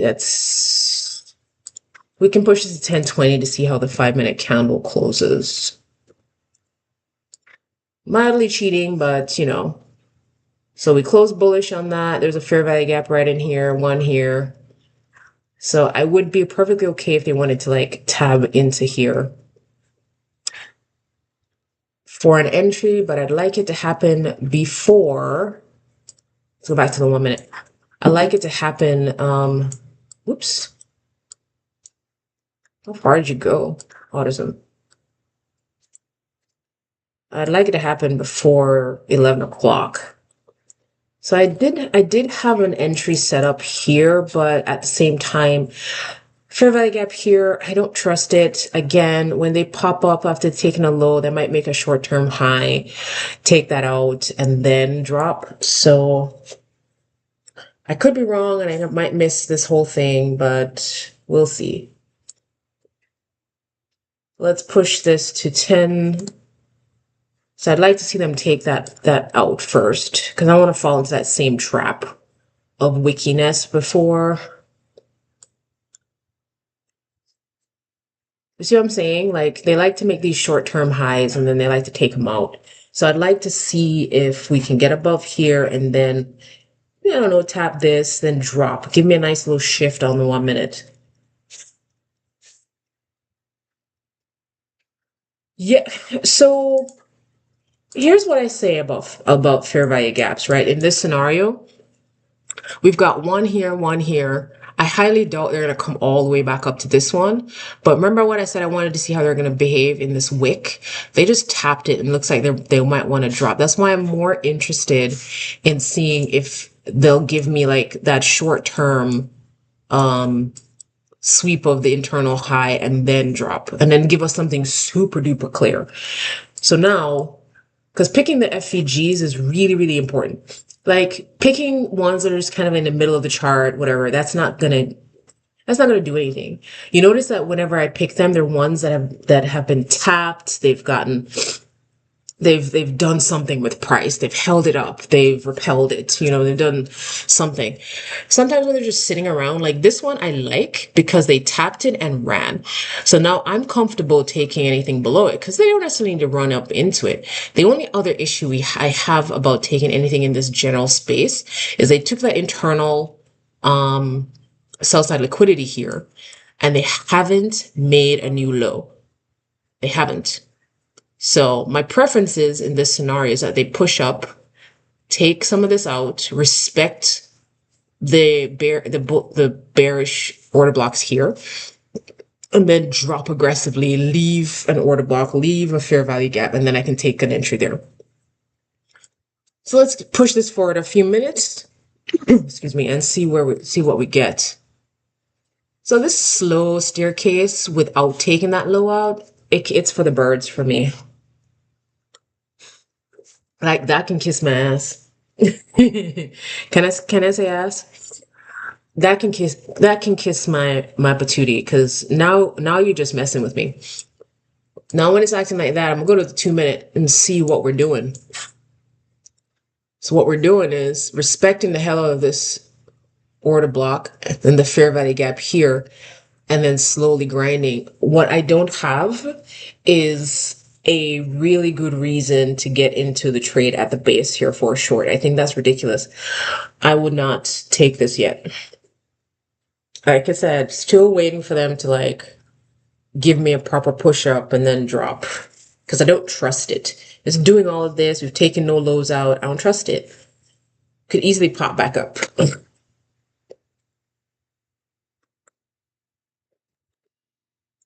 Let's push it to 1040, like 2 minutes.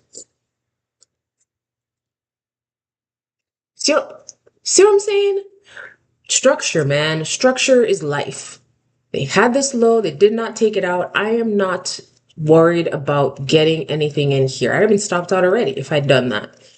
Structure is where it's at. Now I want to see if they want to take this out, respect this puppy, and drop comfortably. Then I can take a short. But they've already dropped a bunch, took out some internal sell side liquidity. They could just like continue going sideways at this point. You know what I mean? So right now we are at this low right here inside of this wick, inside of this order block. There's this tiny fair value gap up here. They could turn around. I don't know. I'm still bearish, but I would like to see a nice fresh push. Sweep out everybody who thinks they can go short as they're running through here, which is terrible. Terrible place to go short. It's too close to the low. And where does your stop need to be for here? Here? No. Here? No. I don't like that. There's too many wicks. I don't want to like save myself some pain and suffering. All right, let's go to the 1 minute. Now they've done what I want them to do. I want to see if we get a nice drop below here, and then we can aim for that 1 standard deviation. Now, if I could have this level of just focus during the week, most of the time at 9:45, at 9:30, I have a call at work. 10 o'clock right after, I have a call at work. So I'm constantly like distracted, and it's hard for me to like sit down and like take the time to just do this. You know what I mean? So I'm still trying to find that balance. Now, okay, good. Beautiful, beautiful, beautiful. That's what we want to see. I want to see how this next candle closes. So I'm saying like, don't rush. Wait. You know what's sad? I think it's going to be a 1 micro trade again. Okay. Yep. Because so I'm going to have to do this because I need my stop to be put at the body right here. I need my stop to be above that high, which sucks because probably not going to get tagged in for that trade. And I don't want to work with a hope and a prayer, but I want to be above these highs. And then we could just, see how we go towards that. If we don't touch this at all, then there's potential for another entry. But again, got to take these lows out first. Let's look at this on the 5 minute. So on the 5 minute, this is telling me this could just be sideways BS. But I'm also seeing what I wanted to see for a potential continuation short. Nice sweep up, nice shift down. Actually, did we get a proper shift down? For this little range we did. Yeah, so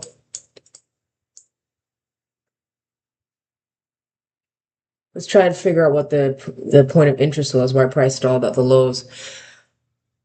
That's a good point. Well, how do you normally do that though, Coach Carter? Because I'm just looking at news and when, just the news and like when price and the bias and the time frame and all that. If we drop below here after tapping this guy, then I'll set an entry here. I'll move it down here. Because I highly doubt I'll get tagged here. And it's almost 11 o'clock, which I'm finding I really dislike. Like, I don't like taking... Okay. On the 5 minute, it looks like it's sideways motion. Let's see. Seriously? So these are the struggles, right? Like when you want your stop to be a certain place to cover a certain area. Look at that. Look at that rejection wick.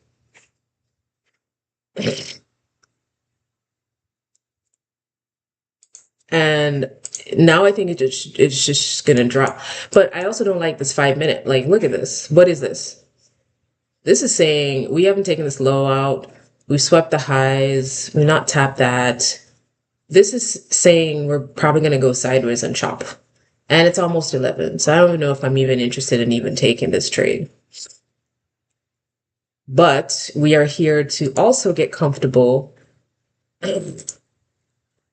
with our decision making. So let's see. Now, if we also reject off of this guy, then it's the potential to take a lower entry becomes very, very, very obvious here. Okay. Like, how are we closing? We closing strong? What you doing? Because now my stop would need to be here.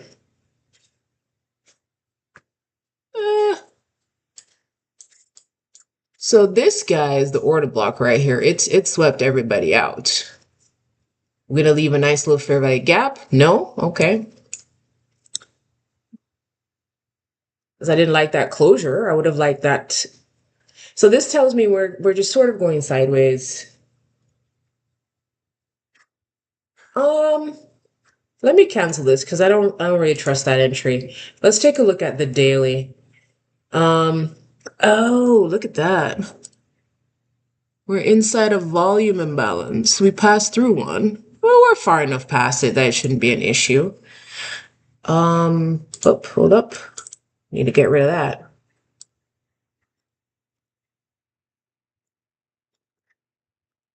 So I should have also, instead of the one standard deviation, like that daily extreme would be where I would aim for.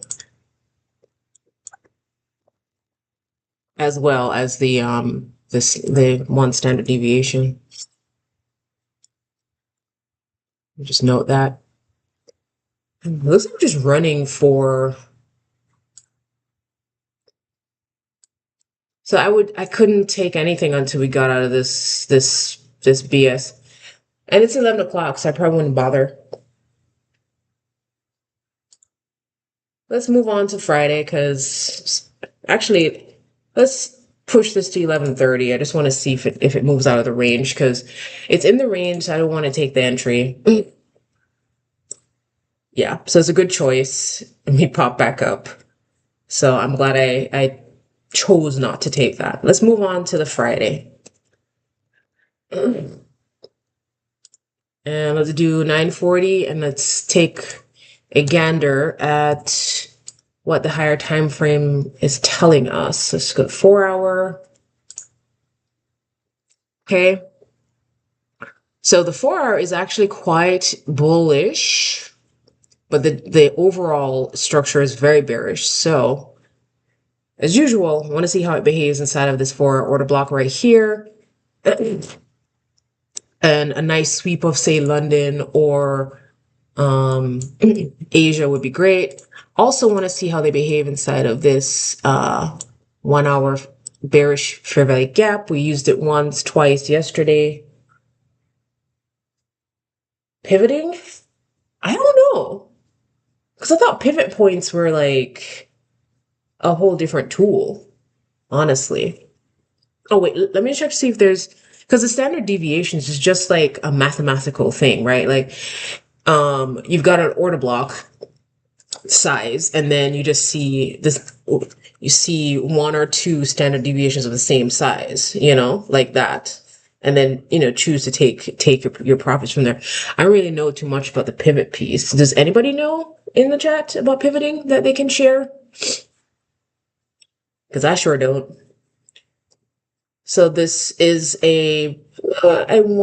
wait, did this take it overnight? It did. So it took this one standard deviation out overnight and the daily extreme overnight. So, that's what's up. And London lows are still in play down here.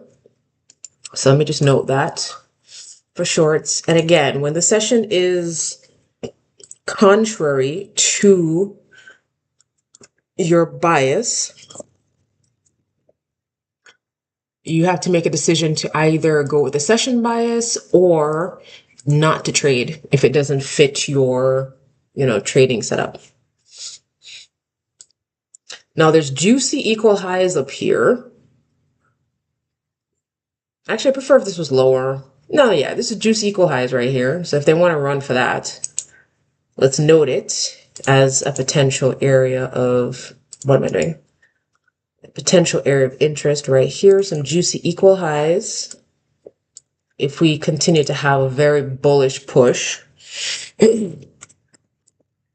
so some nice equal highs, aka buy side liquidity.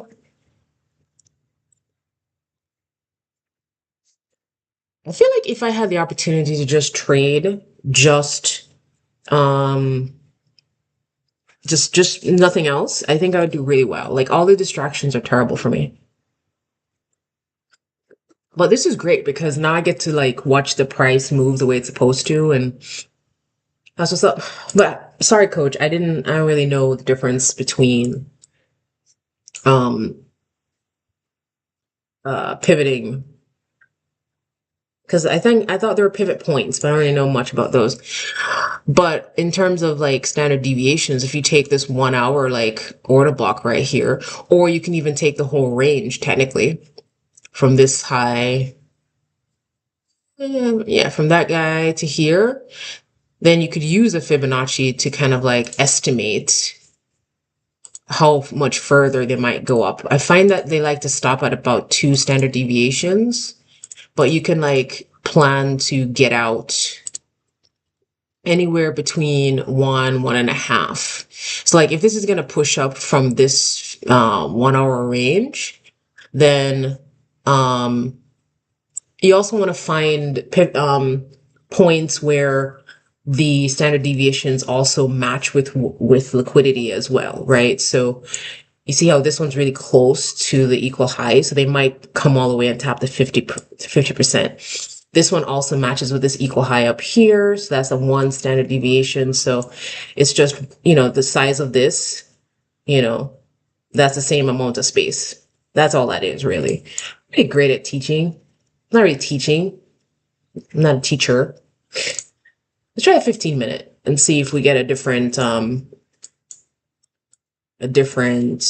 area to play with. Because, for more realistic, closer ranges, you can use the lower time frames. It's like I like to use the order block. So here's a 15-minute order block.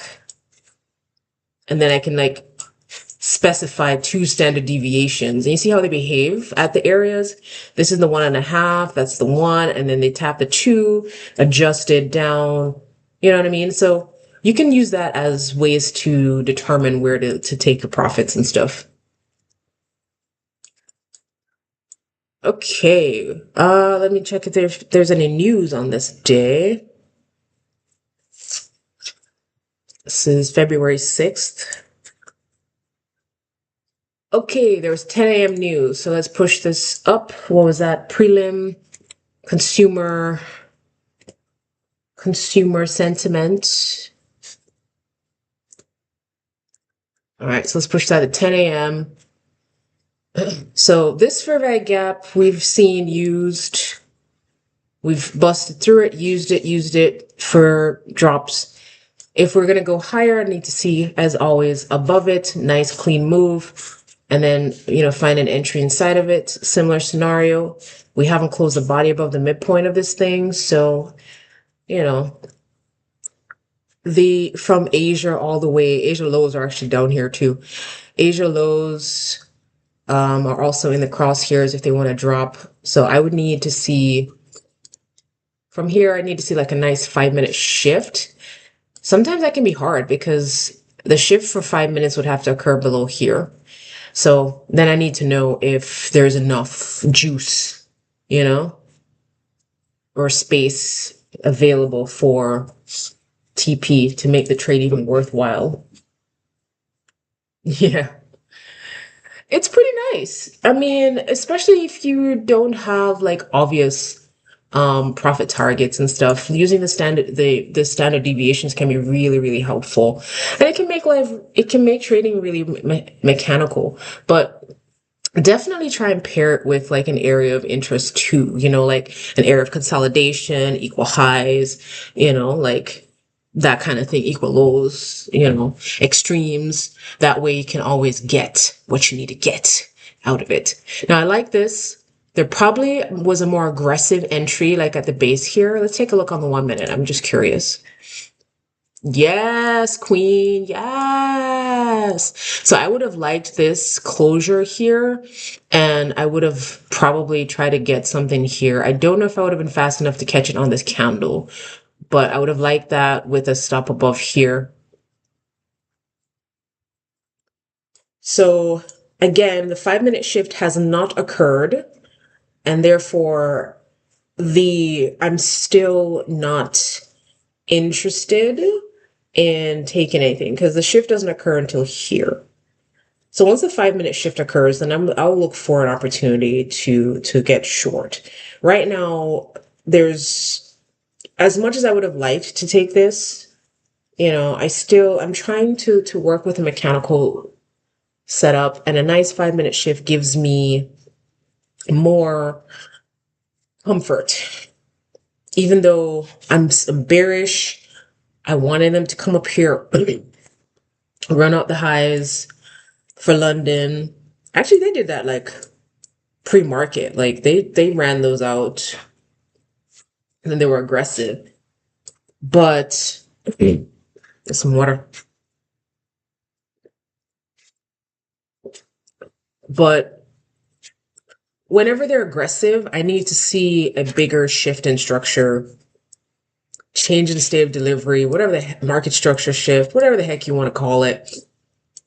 I need to see that because this all of these candles is a whole order block. So until they've like taken them out, no matter how sure I feel about a short, I don't have anything corroborating it. You know what I mean? Besides this little guy right here. But that's not enough for me. So let's push this forward 5 minutes and let's see, Now, if it doesn't take that low out, then it most likely will continue going up. Ooh, that's nice. I like that. They tapped into this guy and then big rejection off of it. Beautiful. No shift yet. So nothing to do. Now, Mondays and Fridays, I'm not super pressed to take trades, if I'm being honest.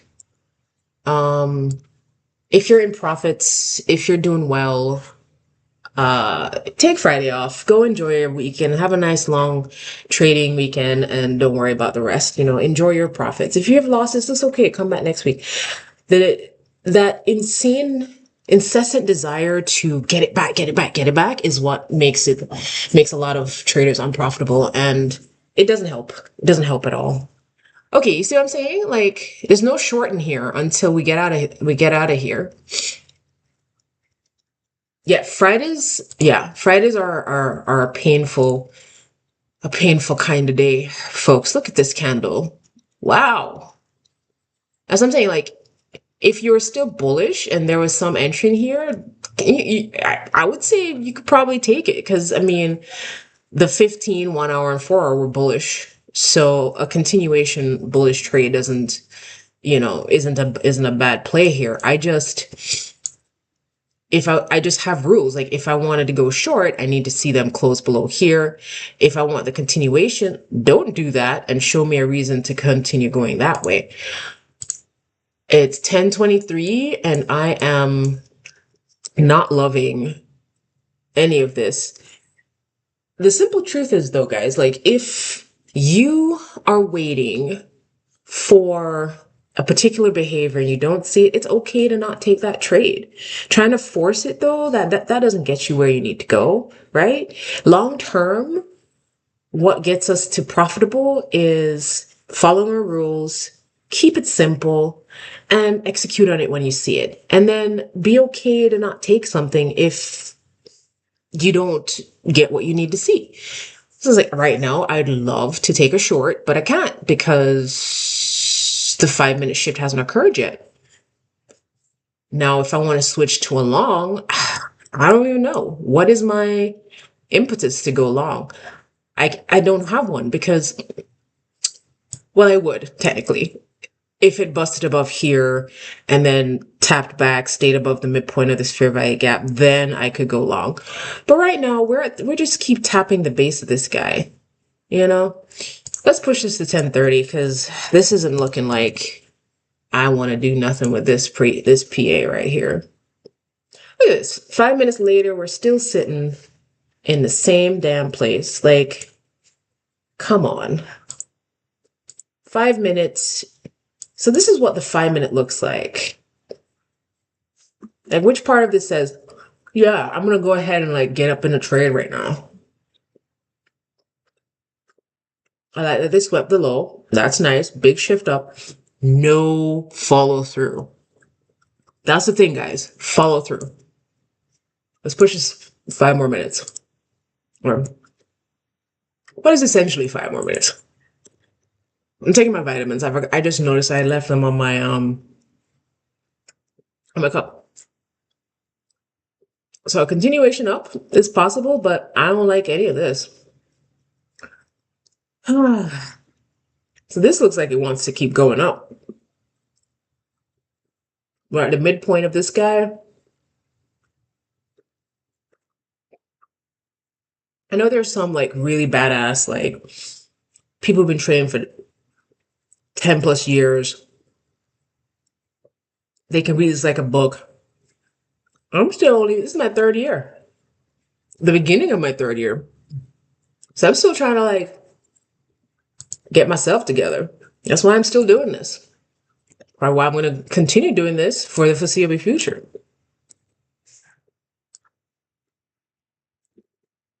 Seriously? 1040. You basically made a low range. You see the high, see the low? We're in that lovely range. We're the top portion of the range. On the 5 minute.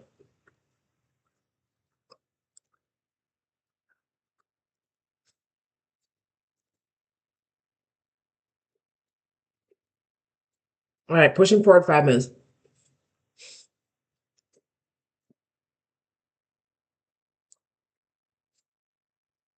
Wow.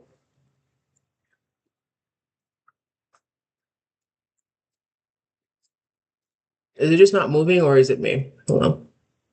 Okay, there it goes.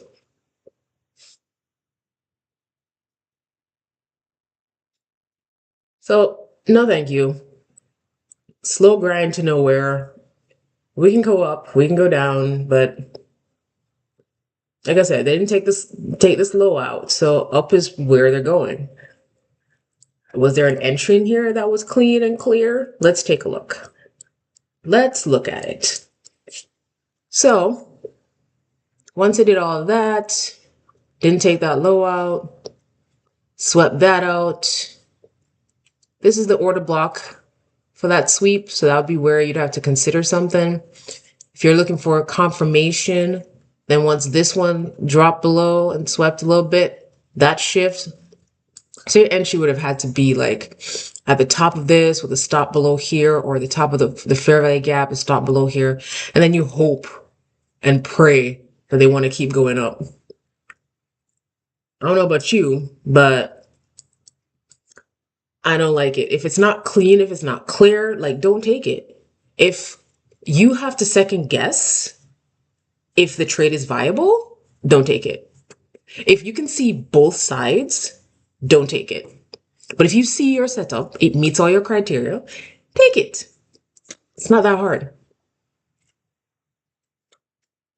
But all of that to say, this is what makes it hard. So 1050, this is the 1 minute. Remember what I'm waiting for. I'm waiting for them to get below here. That's a 5 minute shift. For a long, I'm waiting for them to push above here aggressively. While they're hanging about in here. Exactly, Coach Carter. Exactly. Less is more, quality over quantity. So let me tell you something about them fees, y'all. Let me tell you something about them fees. Them fees will get you. You could make all this money, but those fees. You know what cracks me up sometimes when I see folks are showing their P&L and then how many trades they had to take to get to that P&L. I'm like, damn, my heartburn just hits because Wolfie, get out of here with your YOLO shorts, man.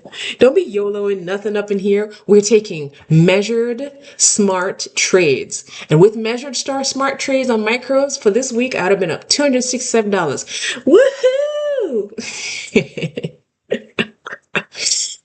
You know what I'm saying? I think that maybe they're making Bob's like favorite like double top up here. Look at that. Come on. Go, go, go, go. What remember what I said about a range? Let's mark that puppy out just for funsies. Just for funsies. Here's the 5 minute range we're hanging about in. Let me take all this extraneous stuff out of here. We got into the premium of the range, and now we've dropped into the discount of the range. So up here is a great place. I do not trade ranges. I am not great at ranges. I avoid them like the plague. But, you know, a lot of people make a lot of money playing ranges.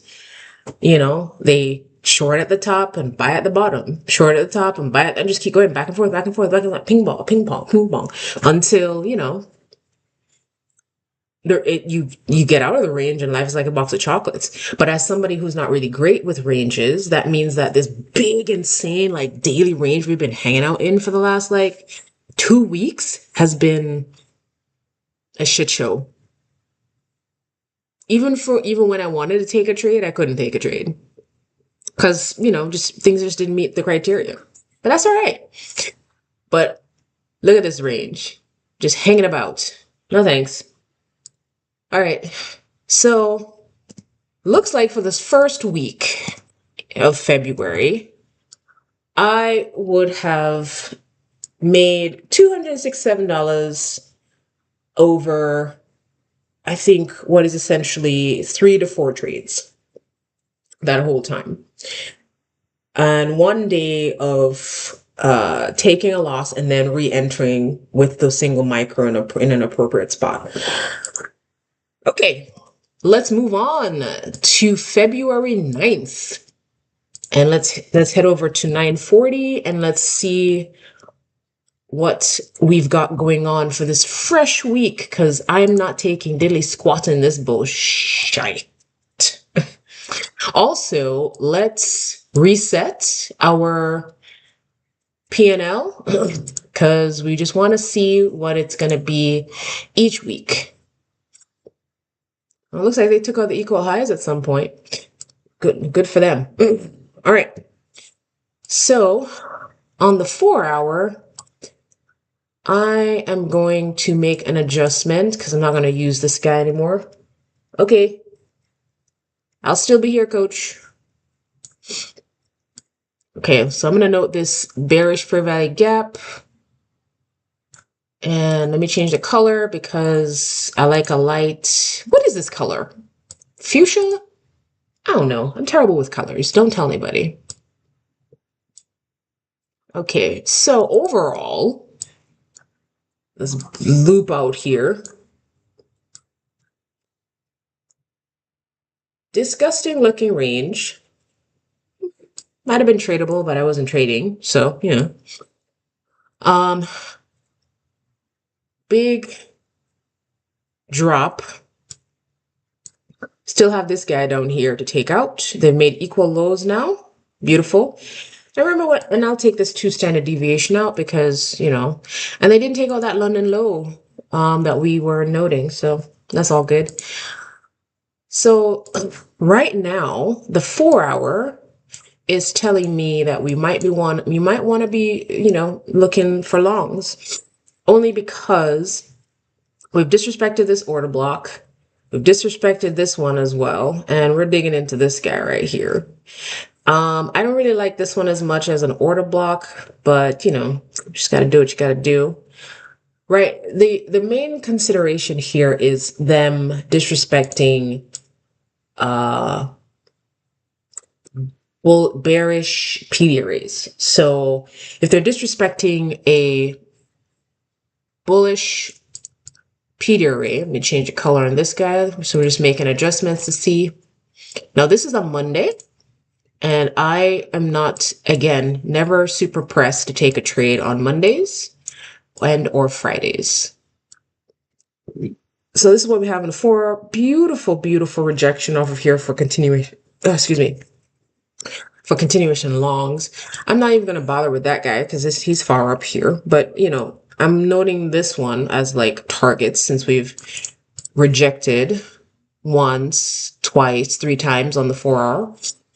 Let's take a look at so right now we're bullish because the 4-hour is bullish and the 1-hour is bullish, but we did have a juicy retracement back into this. Now, remember what I said about bias, right? Like, don't be too rushed to switch yours if, it just because they've like, potentially shifted and stuff. You've seen, like, as I've been testing stuff out, like, try to keep my bias and then just wait for certain behaviors and then take the trade, continue with that bias. So for right now, this is pretty bullish.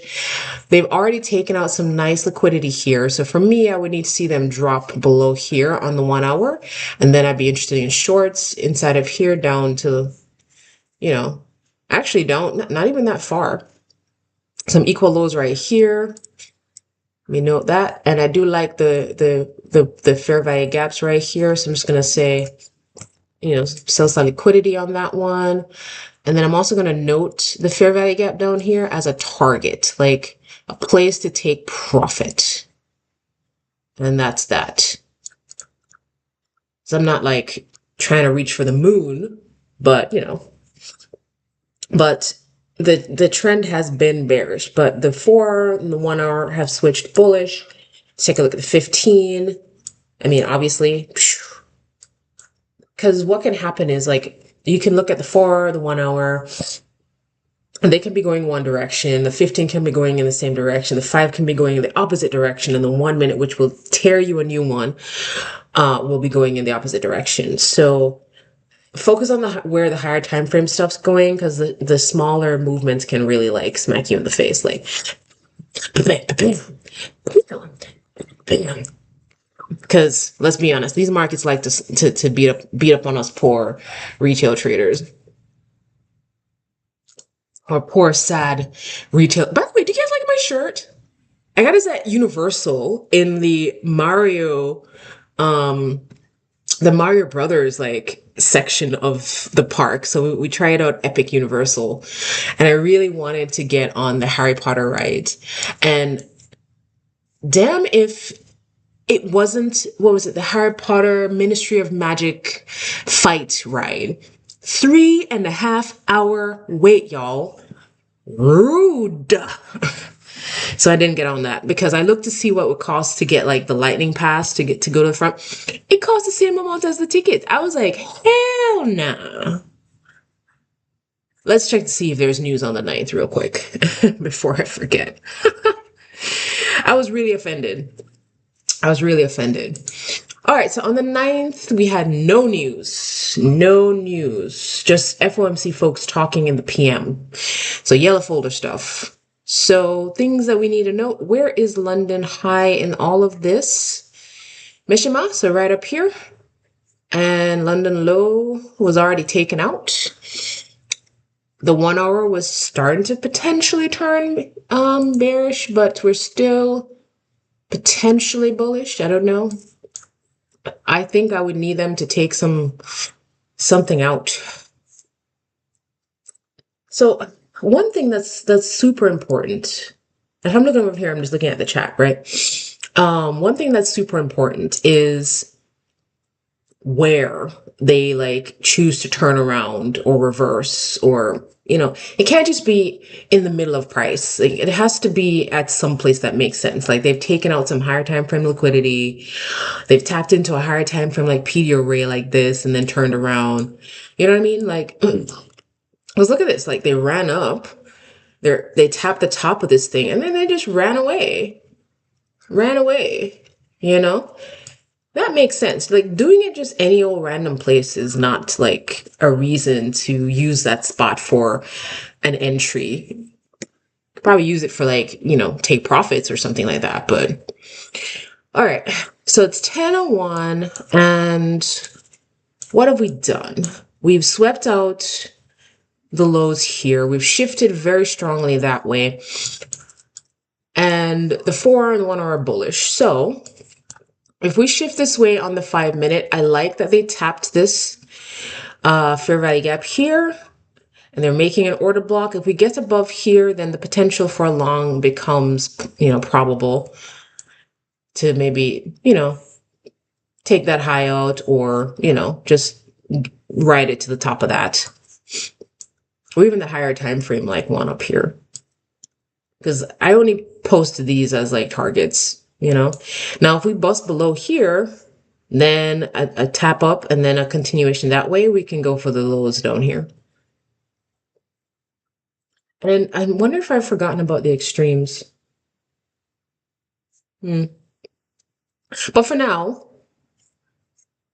so far, it's been pretty bullish. I'm looking at this as a retracement. We didn't close below the 50% of this with a body, so still feeling real bullish. Why do I feel like I want to make songs right now? Like it's so weird. Like I randomly wanted to start singing.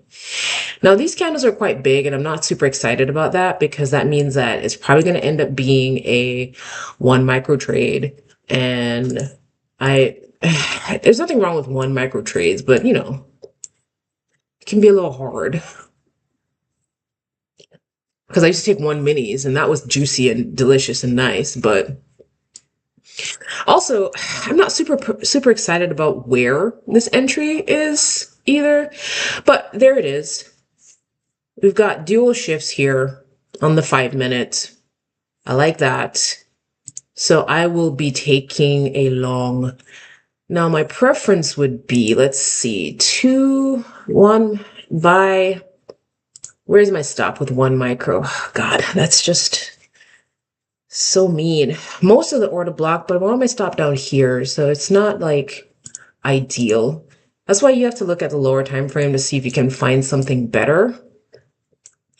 So this one will have this fair value gap between it, most of this order block between it, fair value gap between it. So I'm looking at what will protect my setup. Other thing we can do if we don't come back down here to give me an entry is they might just tap the base and keep running. That's a thing that happens for sure. So let's see what we get. So I like this. That tapped it. If it goes above it, then I'll move my entry to here, and then my stop can be below this candle right here. Covering the fair value gap. Technically, it should stay here, so we'll see. So I don't like it didn't leave me a nice little fair value gap with it, so I prefer if that pushed up. If they do like an immediate rebalance is where they pop up and then they immediately tap back down and go. That's pretty bullish. But it's hard. I have a harder time catching that. So I will just wait. For now, the reasons to move the entry up hasn't shown itself. Order block, they could stay here, but I'm going to put it at the body of the propulsion block just so I can get a little closer to the low. We have 1, 2, 3 fair value gaps, so it's perfectly acceptable for them to come back down and tap into 1, 2, and maybe like dip their toe in that one and then run. It's 10:13. Let's push it another minute so I can do my 5-minute increments cleanly. Okay, so they've pushed up here. So if this candle cleanly runs up that way, then I can adjust. And it looks like it's going to. Yes. So now I can adjust my entry and put my stop below here. Because we've tapped into the order blocks, we've swept the lows again, so I'm okay with an entry at the top of the order block and the essential start of that fair value gap. And I'm going to set my TP to somewhere around here, like the top of that. So let's see how that works for me. Probably should check to see what this looks like on the 5-minute as well. Now, if it runs away, I'm not chasing it. But this is the only other, potential entry that I'd be willing to entertain. Because in my mind, this is now a protected low. We've made some other lows, swept it. If I get swept out, that's fine, But everything's telling me longs are where it's at. So we're trying to find a way to get in on a long. Whether or not we get in on a long, I don't know. We got these two order blocks, fair value gap, none down here. So I don't expect them to come any lower. But let's see if we get tagged. It looks like they might just want to run away and not give us an entry. So I'm not going to chase an entry. If they don't want to come back and give me something, that's fine. NQ does like to run around and like give us other entries. Let me look at the 5 minutes. So the 5-minute entry would be all the way down here, which, oof, my stop is right on top of that. That's gross. Yeah. So on the 5-minute, my entry should be right here. I don't know. What do you guys think? Should I be adjusting using the 1-minute entry? Because I see what I want. There's a tiny fair value gap here that they could run back into because it's NQ and that's just what she does. She's a bit of a diva, you know what I'm saying? She's a bit of a diva. So we're gonna try the 1-minute entry and see how that works. But we've got this wick here that I'm hoping they don't want to roll back. They did tap it like immediately and leave that open. So I'm hoping that means they don't actually want to run back to it, but we will see. And we've also kind of dug into this fair value gap, and I do like this. And in my back testing, I saw it worked out a lot of the time. Not always, but it worked out a lot of the time. So let's see. All right. So now the question is, do we keep pushing down, or my desire would be for a tap into this order block and then a run back up. So let's see what we get. But my minor concern about this is that the 5-minute entry is where my stop is. So they could be running for the 5-minute order block. So I would need to see some aggressive, move back up from here. Otherwise, I would have to re-enter where my stop is. So let's see. It's looking like that's what's going to happen. The 5-minute entry. And that's the thing, right? Like with sometimes switching to the 1-minute for entries, you might see what you like, but the 5-minute tells you a different story. And I, as I mentioned, I really didn't like where my stop was, but I'm not going to risk more, on this, but I'm definitely going to get like stopped out right here for that attempt. All right. So I'd be down $81 there. So I would have to adjust. So I'll take the entry that I should have taken, which is the 5-minute entry with 1 micro. Still don't make it that low though, which really irritates me. So the other thing you can do too is, because now it's in the middle of this Mishima and I could get my R's handed to me, but we're going to see if that 5-minute order block was the better entry.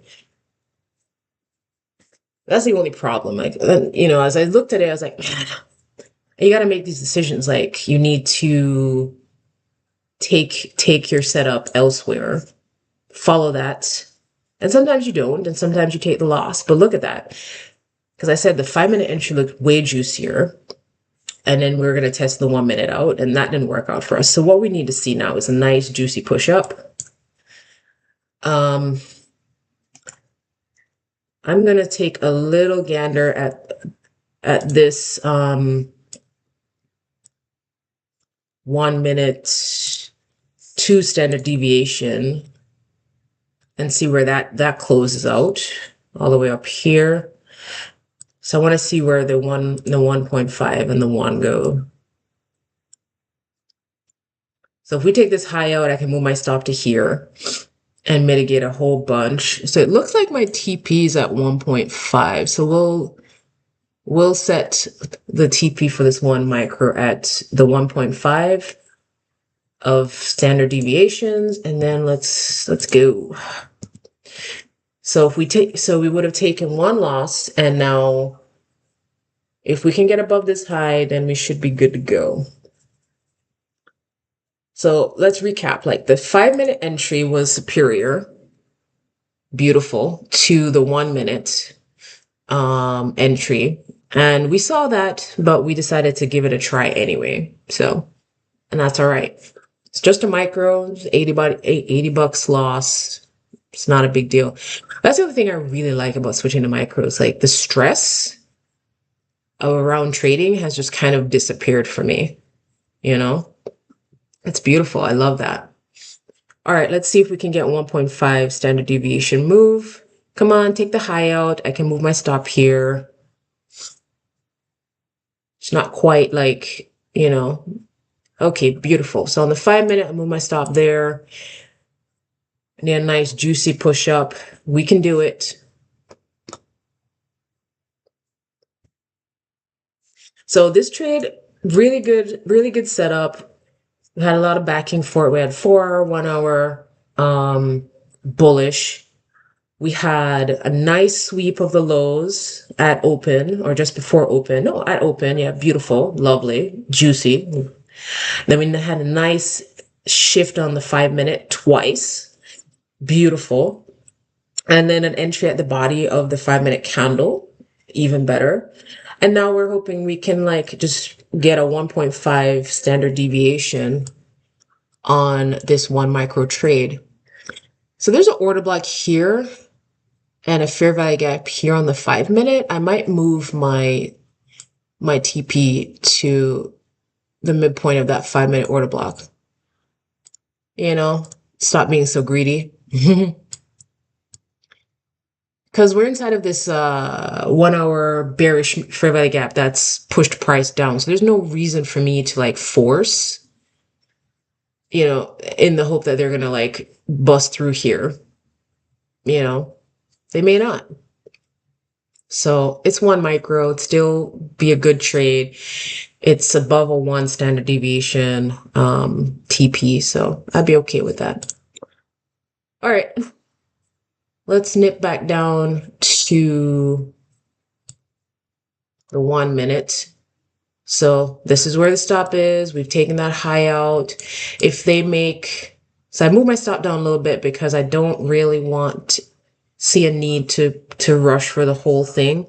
Midpoint, they might be willing to turn around. Who knows? And I've already taken a loss. So far we'd be in a little bit of profit for the day. A little bit more of a push up would get us a little bit more, but we'll take it. Or we'll try to take what we can get. So that 5-minute entry. So next time I see the 5-minute entry and my stop is at the 5-minute entry, I'm going to adjust it and just set my entry to the 5-minute entry instead of the 1 minute, because that was the better play and that would have avoided me a little loss. Because they rolled in and just tapped that beautifully. Beautifully. So right now, the stop is at the low where it needs to be. TP is pretty close. Let's push forward a minute and see if we get above this high. Then I can move my stop here because I'd like to lock in, but I want to lock in inside of this fair value gap because they like to come back down. It's 10:45, so I'm hoping like that macro will take me out here. So we did So I could potentially move my stop here, but that's a shallow push and don't like that as much. So I prefer for a more aggressive push that way. Okay, how long we been doing this? 2 hours 38. So I usually try to go for 3 hours. So I might be able to do another day. Let's look at this on the 5 minute. Okay. So I like where my TP's at, midpoint of the Spirit Valley gap. I don't like that 5 minute candle though. My entry was here, so I think we're in a good enough place for me to move it here so I can at least lock in, cover fees at the base. If it comes all the way back down to tap here, then, the trade's invalidated in my mind, so it's all good. Let's push this forward to 1050. Let's see, because it's not weird for them to drop below, because NQ should be doing that. Oh, look at that. And there we are. Perfect. So let's see. All right, so then we would have gotten 160 on the day. Life is like a box of chocolates, and we close out. All right, so let's recap. What did we know? We know that the 4 hour, the 1 hour, they were bullish. We turned bullish from the daily. The 15 was looking a little bearish, but we're looking at the higher time frame. The open gave us a beautiful sweep of structure down here. Nice, sweep of liquidity. Sorry, nice shift, and then another 5 minute shift, and we did take a loss considering that we did like the tap into here on the 1 minute, but what we didn't like was the fact that the 5 minute entry was at the stop where our stop was, which as it turns out was the correct entry. So we quickly pivoted and got into that trade. So now we're up 160 on the day. Woohoo! All right, let's move on. And I think this will probably be the last day that we do 3 hours, and we can get about a week and 2 days in approximately. So let's go to 9:40 on February 10th. And then we're going to the 4 hour. Oh, you wanted the 5 minute on that day? The 5 minute was juicy. Like as soon as I checked it and where my entry was, I was like, move your entry. But I was like, I really wanted to see if the 1 minute would have held. It did not. It really preferred the 5 minute entry. Oof. This is what? Okay, so we're still bullish, but I don't like this consolidation. I don't like it. Preference would be that for them to sweep, tap into this order block, and then turn around, and then we can go for this high right here. That would be my preference. Let's see if there's a news for the 10th. So we had news at 8:30, core retail sales, and that's that. Okay, so no 10 o'clock news, so we don't have to push past. I usually wait until after 9:45 for a trade. It was a nice trade. It checked all the boxes. We had higher time frame confirmation. We had beautiful 5 minute shifts. Checking the 5 minute entry versus the 1 minute entry is going to be something I have to pay attention to because the 5 minute entry was better. Sometimes you can see them run up and then be like, oh, they're not going to come back and give you what you need. And that's a bit of a fear, right? But we had this consolidation here. We have them hanging out at the top of this bearish fair value gap. I don't like that they haven't really closed their proper body through it, but we're still bullish. So we'll be looking for these highs to get taken out. So let's make sure and note that it's the 4 hours. That's like the equal highs on the 4 hour. So let's note that 4 hour equal highs. Just buy side liquidity, but I like to note if it's equal versus just a high, because equal highs, it's too smooth. They got to make it jagged, as ICT likes to say. Let's look at the 1 hour. All right, so in the 1 hour, similar scenario. I'd like to see them again. I said I want to see them take out this low. This is like Let's see. Yeah, that looks like it's Asia lows. Again, I gotta say, I gotta say, London, I feel bad for London. Like a lot of times the trading London gives you a bad rap. It's a lot of consolidation, small moves. And then when you get those big moves in London, New York's gonna be shit show. But rude. Just rude. All right, so we want to see if they're going to. I'm gonna just remove this guy and swap it for this bullish PDRA. I want to see if they're gonna respect it. Let's change the color. Let's also get rid of, so we can get rid of the ones down here and all that sell side liquidity that they haven't run into. But if they want to drop, there's lows down here and things for them to run into. But a sweep of these lows and then a nice shift up would be juicy. I don't like the range, but we did have the sweep, so taking out the high would not be a weird thing to do. This is juicy. Tapping into that 15-minute order block here. Nice. So it's 9:51. Let's drop down to a 5-minute time frame. What? Oh God. Like a 5-minute shift for me would be here. Jeez. Sometimes it can be rough trying to trade like on the 5-minute, because if you're waiting for a shift and then a break in structure after that shift, it can be difficult. Sometimes I might drop to the 2 minutes and brave the lower time frame entry opportunities, But I did get the sweep here. The 5-minute shift is here, and I don't know if I trust that it's gonna run all the way back up into this guy. And what I'm finding is that a lot of these trades end up being one micro trades. I'm like, because these candles are so big and the stop needs to be at a specific place, and it gets kind of difficult. So sometimes, look at that push. Honestly, if it takes these equal highs out, shifts here, and then gives me a secondary shift on the 1 minute or 2 minute on after that, I'll take the long up, and then maybe I'll try for, oof. I usually like to try for the midpoint of these fair value gaps. That guy's a big boy, so maybe a quarter? Like little sections of it would be nice. So this is what, 9:56 on February 10th, the Tuesday? But it needs to get out of this range for it to be worthwhile to me.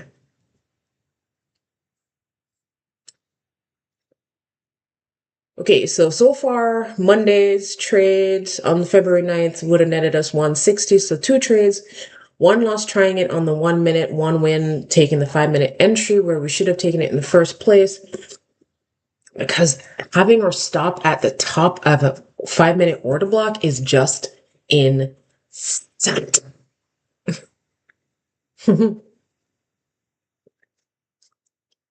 Was there? I would not know, because by this point I would have been like in a call, not able to like really pay attention. So that's the struggle I have. Like I gotta work, and in the prime time I want to take a trade. Everybody has a meeting scheduled. I'm like, why? Why do you all have meetings? Like I don't even say anything half the time in these meetings. Ugh, it's so stupid. All right, let's get a 5-minute shift this way if we can. Let's see what the 2-minute looks like on this too, because sometimes the 2 minutes, unlike the 1 minute, can be quite refreshing, I think. I don't like that the equal highs are so close. But if I were to trade 2-minute shift, that would have been the shift above this order block, and then we need some retracement shift up. But I like the 5-minute shift. That gives me way more comfort. But sometimes you just don't quite, you might not get the trade, But one thing to note though, like, for example, this big push up here, this, 2-minute order block, a little tap into the fair value gap. We have 1, 2, 3 of them. So my general expectation is that they're going to want to like come back to this, come back to that, and maybe tap that and run. Because my preference would have been to take a long at the top of this guy. What would that have been? Like a buy. Could I get 2 micros in safely with that? It's below the order block, but not below the low. So I would prefer like that entry if I were to take it on the 2 minute. A 1 micro obviously would, cover everything. Why does that look like the same entry? Like, what the heck? Hold on. Let's see. 1 micro. I didn't really specify how many points that is. Hold on. Let me try and fix that 1 second. So the 1 micro is set at 180 ticks. That does not seem correct. Actually, no, it is. Huh, weird. But then why are the 2 micros? The 2 micro, 135 points, just a little bit lower. Okay. Well, if I were to take anything, it would have been that. So we just had the 5 minute shift here, big push up, equal highs taken out. So on the 5 minute, this whole thing's a order block. So this point, I would be looking for a retracement back and then a nice little move back up. And then I would try to take something. For now, still nothing to do. Equal highs taken out. So I'm going to delete that. And let's push time forward a bit so we can, it's just 2 minutes. I'll do that so I can get my 5 minute move, my 5 minute like move on. Okay, so we have this guy broken up and then this and this. They're not back to back. So I want to see if this 5 minute candle actually forms to allow for this fair value gap to be a thing. I'm being preemptive, so, don't be mad. But I'm a little preemptive on that 5 minute candle. So let's see if let's push it forward to 10:15. Because the idea is simple. I want to see, okay, there. I want to see how it behaves. So you see, that's why you don't be preemptive, because it did not, and I repeat, it did not form the fair value gap. So we can't assume that's going to form it just because it looks like it's going to. So there's an object lesson right there. So my desire at the moment is we've had the shift. I would like them to shift above here, and then we can dig into that. Let's see if we get that. Let's push forward another 5 minutes, 10:20.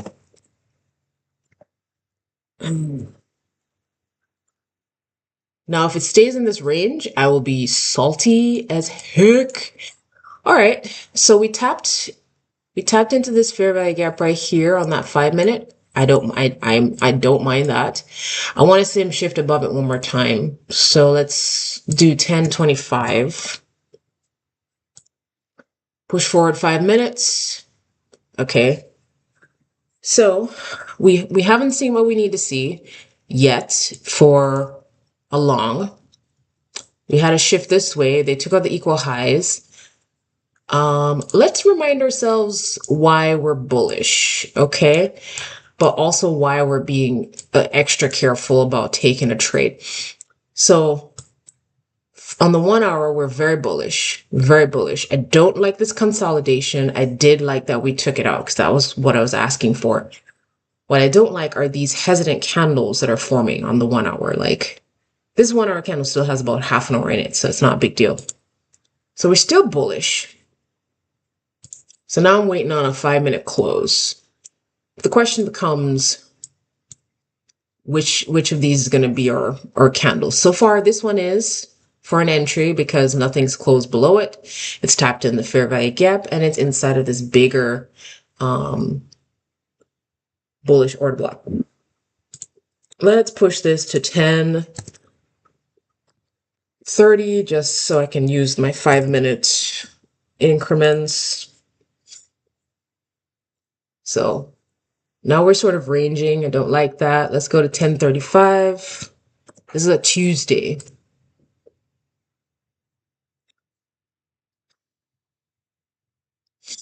Nothing juicy here at all. Nothing. Like, what are we doing? So this is why you have to have confirmations for your entries.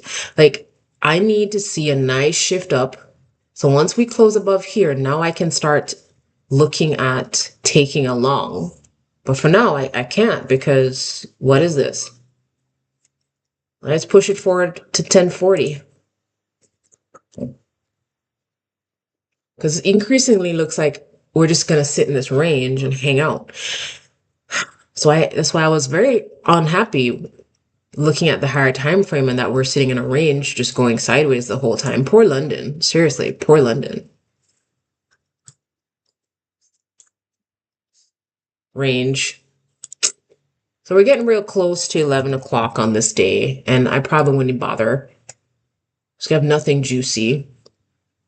This low is still protected. Maybe we'll continue up.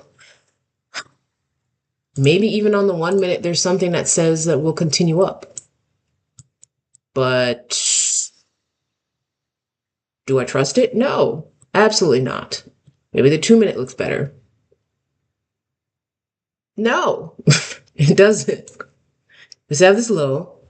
This 2 minute fair value gap is still holding price down. So again, I still need that push up on the 5 minute.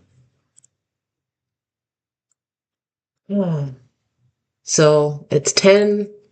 Let's go to 1050.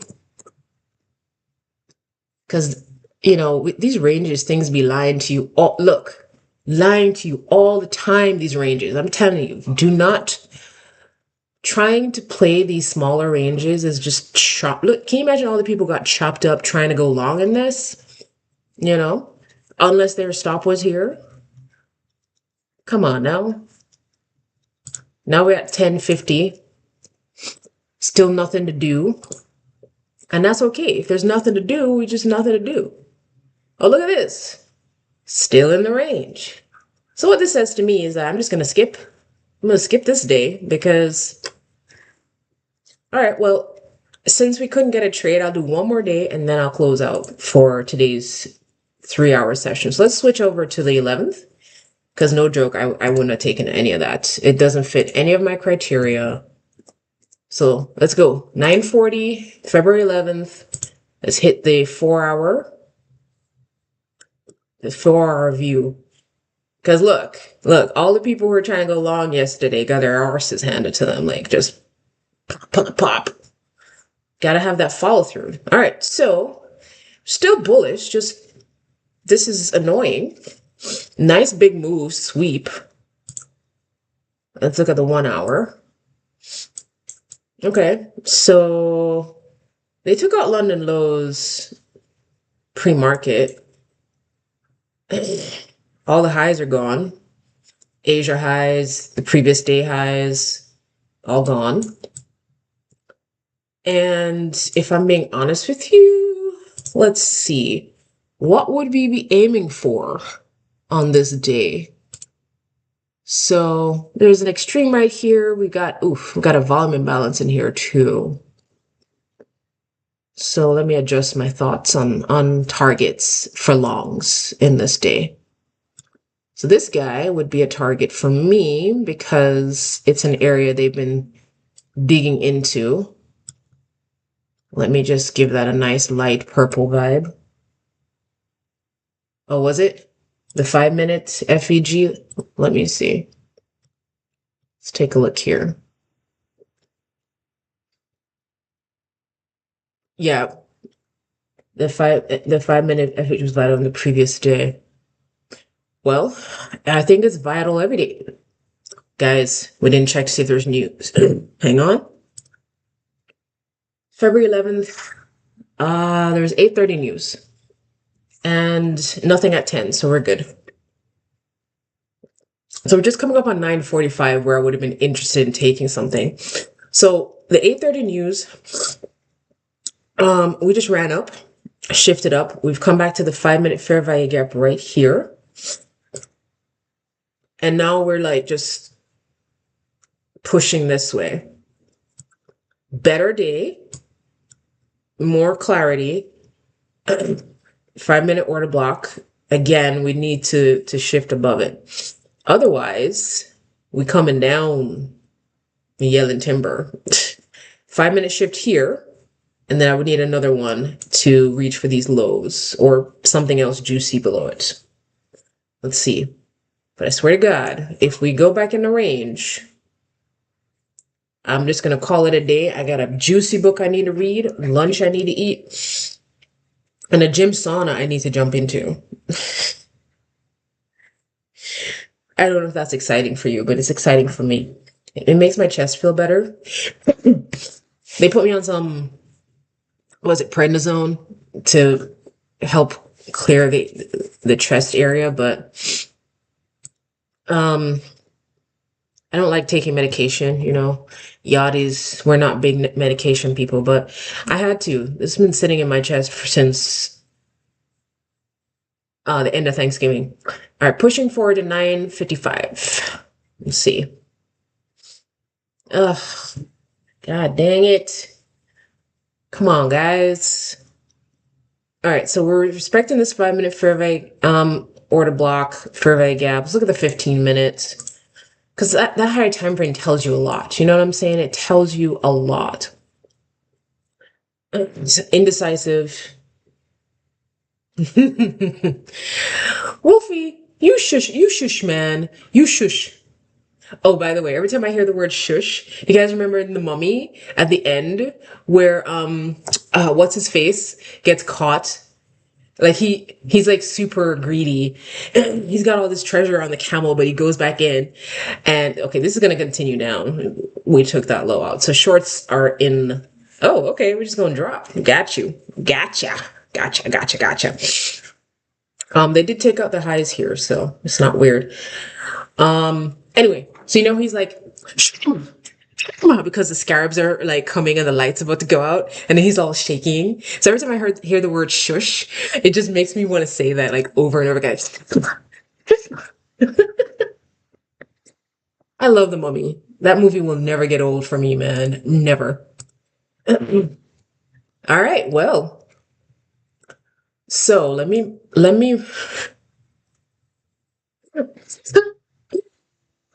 wait. I think you went to Chick-fil-A, right? Like, there's no this. It's all boneless, right? I don't know. Bob, did you get bone-in nuggies? There's no such thing, right, as bone-in nuggies? I don't think so, right? All right, so you know how I am about these like retracements. I like to see them sweep stuff and then turn around. This bullish fair value gap was used as support to go long, so and it blew past it like it owed them money. You know what I'm saying? So let's see if we get like a turn back up. But on that 15 minute, man, it does look bearish.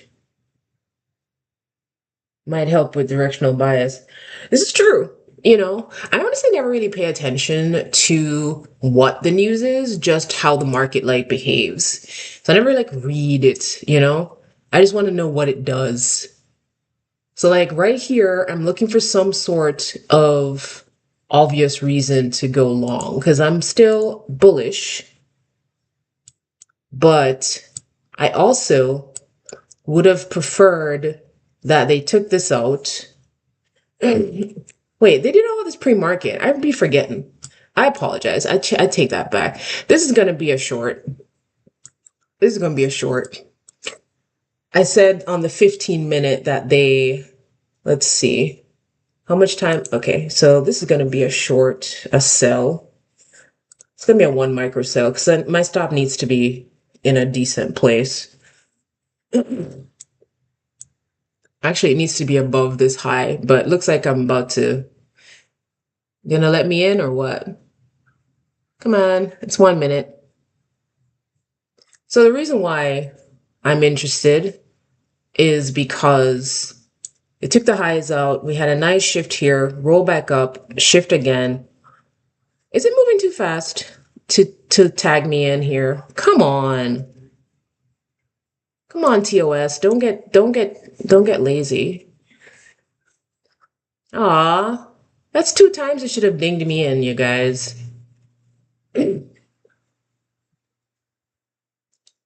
But as soon as I saw it, I was like, that's a short. And then you can aim for Like it's pretty bold, but I might just go for the bottom of that.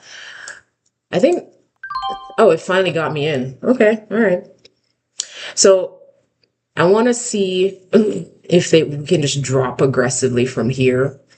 One micro, I can move my stop. Let's take a look at the 1 hour because I also like to look at where they might go. So I think aiming for, given where I got in here, aiming for the bottom of the fair value gap isn't a bad idea. The midpoint of this wick potentially isn't a bad idea. Given that I'm mainly bullish for this day, but I'm seeing the short potential, I'd like to see some proper follow through and not no, partial movement. So let's watch that on the 5 minute. I like that. We got lows here, so I want to see how aggressive they want to be on this day. And it's a 1 micro trade, so there's also the thought process that if I've taken a 1 micro trade, do I want to actually, where's my entry? I think I'll just leave my stop here. My entry was like right there. So it's basically break even right now. So let's see if we can get down. Midpoint of every fair value gap is an area that they might want to stop and turn around. There's lows here that they took out. Lows here. So a nice continuation move. I like these simplified days, where it just sort of makes sense. They took some highs out. We shifted. As soon as I looked at it, I was like, yep. I didn't have to think too hard about it. And then we're just going to get that quick and dirty. Bam. Nice. That was not bad. That was pretty juicy. It's going to drop even more, but that's plenty. So that would be my third trade on the Wednesday. So 2 trades on the Monday, 1 loss on the 1 minute, 1 win on the 5 minute entry. And then that was a nice looking short, not being greedy, just looking for them to fill the gap. And obviously there's more for them to run to, and looks like they're more than happy to do so, but already I'm up more than the week before. It's very clean. Yes, exactly. It's a very clean looking trade. So sometimes when you see what is essentially just clarity, which is what this is for me, sweep, shift. Honestly, once they shifted here this second time clean like that, that's why I was like, I got to get my entry right here at the order block and call it a day. I don't need the full pull. I just need to get something out of it. All right, guys, that's 3 hours and 6 minutes. We got about a week and 3 days in. Wait, do you guys want to finish this week? We're already on the Wednesday. We can do 2 more days and knock out the second week of February. What do you think? Let's do that. So we're not half-assing. Let's go to the Thursday because I feel like I'm like shortchanging you and myself if I don't do that. So let's go to Thursday and take a look at it. We'll speed run it as much as we can. So 9:40. Let's go. Let's finish up and see how we would have done this week. So let's go to the 4 hour. All right. Hey, look at that. Look at that. They came to this extreme. Also something I could have aimed for, but why would I think that? Another range, you guys. Oh, I hate ranges. They're so annoying. Bigger range though. Big boy. Okay. Let's see. Was there news on the 12th? Okay, just unemployment claims at 8:30, so we're good. So for this guy, areas of interest would be this extreme right here. So that's the 4 hour extreme I'd be interested in. So let's just note that. 4 hour extreme. And you see how much easier it is to like get into the trade when it's with micros? Man, I'd be like hemming and hawing if I was doing minis because I'm just so stressful because my stop was so tight. And then we got a previous day's high here. Let's call it 4-hour high. I can't type, don't tell anybody. And that clean trade was very nice. Like it, it definitely makes you feel better about life. All right, let's note this 4-hour fair value gap that we've been respecting here. Okay. So let's go. We're still in a range, overall bullish, but we got to work with what the session gives us. What is the 1 hour saying? Oh God. Range. Hate ranges. It's not clean. It's not clear. Like this was nice because we swept the highs, we shifted nicely. The short was clear, easy to take. Now we have another day where we've tapped into the volume imbalance, and wow, that's dropping. This would be a similar scenario, just reaching for the base of that. Not even, or just the extreme right here. But we're still bullish. So the fact that they're going to try and force us to go short is just really annoying. But it worked out yesterday. Clean, clear, dropped. Today is not as clear, but we did have all of London high taken out. Asia as well. So as always, we need a clean shift on the 5-minute. Beautiful. Look at that. Juicy. Juicy. With a fair value gap. So let's see if there's any continuation trade like that we can take on the 1 minute. I like the other one because it was at the top of this thing. I don't like when we've dug in a little bit. We got a fair value gap here and here, a little sweep here. So I would need like a clean drop below here. This wicking is not going to do it. It's not going to do it. You need a body to make it clean because if you're wicking, they can easily just wick you out and run back up. All right, there's no news, so let's push this to, let's say 9:55. Oh, okay. That's nicer. Wick, no fair value gap. Dang it. Let's see. I would have to take this sell. I think 2 micros might get me above that high. Yeah, okay. The only problem here, let's check the 5-minute because, again, if we have like some 5-minute fair value gap, well, one's forming. Tiny one here. Okay, we got tagged in. So let's see if we can continue that aggressive push down. So got that. We got a little space. We need to see some push. I am not being greedy, so again, we'll just aim for down here. Not clean like the day before at all.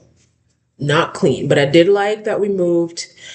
I liked that we didn't leave a fair value. We wicked and dropped. That was beautiful. So what I need to see is some aggressive movement that way, which looks like we are not getting. So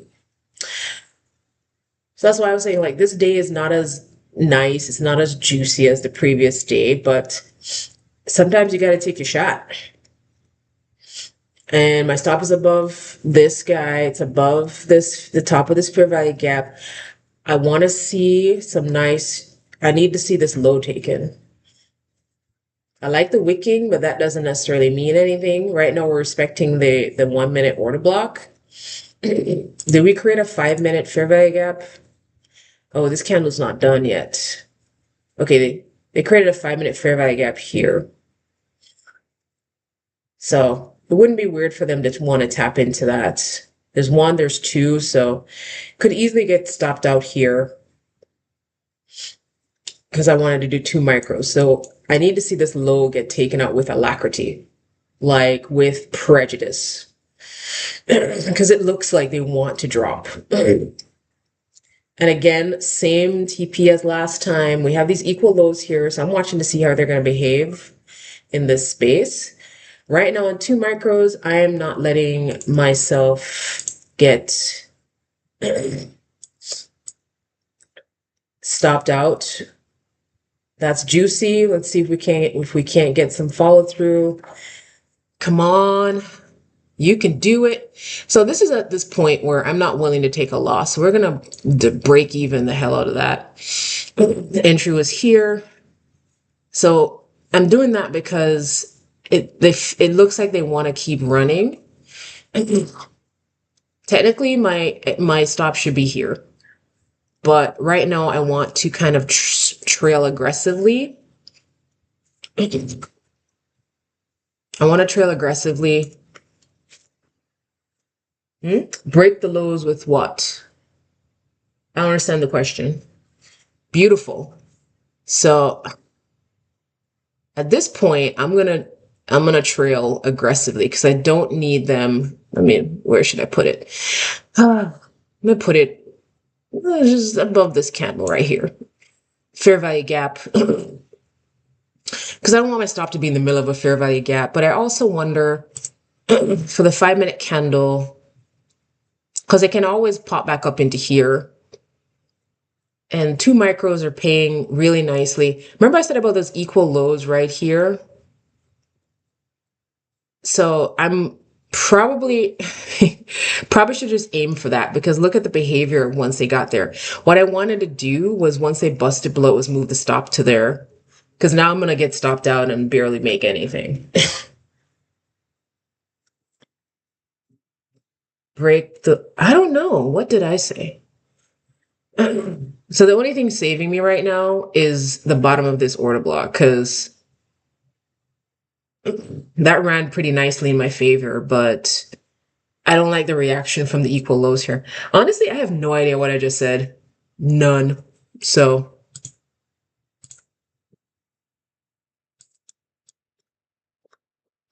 yeah. So this is the problem I have. Like I was trying for the same TP as the day before. Doesn't mean it won't work. It just means, they might turn around and run back up. And remember I said about the fair value gaps, I do not want to be my stop inside of them. They can easily come back up, tap into it and drop like we're seeing here. So I'd love to see this continue past this low. Yeah, I don't even know what I'm saying. Words are coming out of my mouth, and that's all. I like to move my stop. I'd like to put my stop right here if we can get that low taken out. So we need them not to respect this. The equal lows on the left here don't about my spelling alacrity. Oh, they moved. They moved with alacrity. Yes, yes, yes. I should have taken profits of the equal lows here because it's quite possible for them to just continue back up after that. We're in a range, so they could tap that and go. So if I take less from this, it's because actually I'm being extra cheap. If we can just hit that order block one more time, I'll get out right there. How much time's left on this 5-minute candle? I like that. And I don't even need this low to get taken out again. And there we go. Yes. Annoying, but yes. All right. So that's 2 days. The reason why I'm still bullish, but we're in a huge range. So we gotta go with what this session is going to give us. We had a nice sweep, rejection off this higher time frame volume imbalance, beautiful shift on the 5-minute, beautiful continuation shift here. So entry, we had to take a chance and just keep it moving. All right. Last day, February 13th, Friday. Now, after having a nice week, we're up 763 on some micros for the week. Beautiful. I am in no rush to take a trade on Friday. Alacrity. I used to read a lot. I used to do a lot of dictionary stuff. Oh, look at this. Oh, hello. All right, so we very, very, very, very aggressively kept dropping. So things that I am interested in, low-wise, this extreme right here, the midpoint of this wick approximately here, and then the low. I don't need the low, so I'd be like looking for the midpoint if I were to get something. So let's just note that. So this is the 4-hour extreme. Extreme as in there's an order block here. Here's the base of the order block. And I can aim for it instead of like the body. You know what I mean? And the wicks. The wicks are beautiful things. Like this is the zero point 0.5 of this wick. So good target to get out again if you don't need to get the lows. You don't. And then of course the low. So just pure sell side liquidity right here, SSL on that one. And again, we're not super pressed to take a trade, but let's see. So on the 4 hour, we're bearish. On the 1 hour, we're very bearish. Looking like we're losing some steam here. On the 15 minutes, again, I'm sorry, London. You guys get a rough rap, for real. A rough rap. But they took out London highs and then dropped. So let's take a look at the 5 minute and see if we get like a nice juicy, gross. Okay, so for me, 5 minute shift is here. We did squeak past it, but so far nothing for me to do. Looks like they took out London lows as well, along with the highs. And they dropped beautifully, and then we've been sort of meandering around sideways. So not great. Not great. Now, for me to go long in this scenario, we did sweep this, shift above here. I would need a second shift, and then I'd aim for that. Because we're just range playing at this point, honestly. Just because it's such a big range too. Can work with that. So last day, just to finish up, and then I'm gonna go to the gym and sit in the sauna, and then I'm gonna come back and have lunch, lunch a cruncher. So there's this lady that was doing all these really funny reviews of things, and she would say, what was it? It ain't. Wait, what did she say? It ain't cheesy if it. No, damn it, I can't remember the exact tagline. Thought she was pretty funny, but maybe her 5 minutes of fame is over. But I would like to see her continue and keep making that YouTube mun. Obviously, I'm not making any YouTube muns. Because, yeah. All right, was there any news? Let's double check that before we move on. Friday, 8:30 Corp CPI, February 13th. Hey, that's what's that scary the Asia highs and lows? Yep, probably. Okay, so here's a scenario I do not like. 5 minutes sweep up here, 5 minute sweep down here. Where are they going? Now the bias is short for the main, but remember it's Friday. You've made your money or you've lost your money, whatever. Don't force anything. There's no need to. If you don't have clear trades like we had the last couple of days, and look at that, man. They just blew right through that. Like beautiful.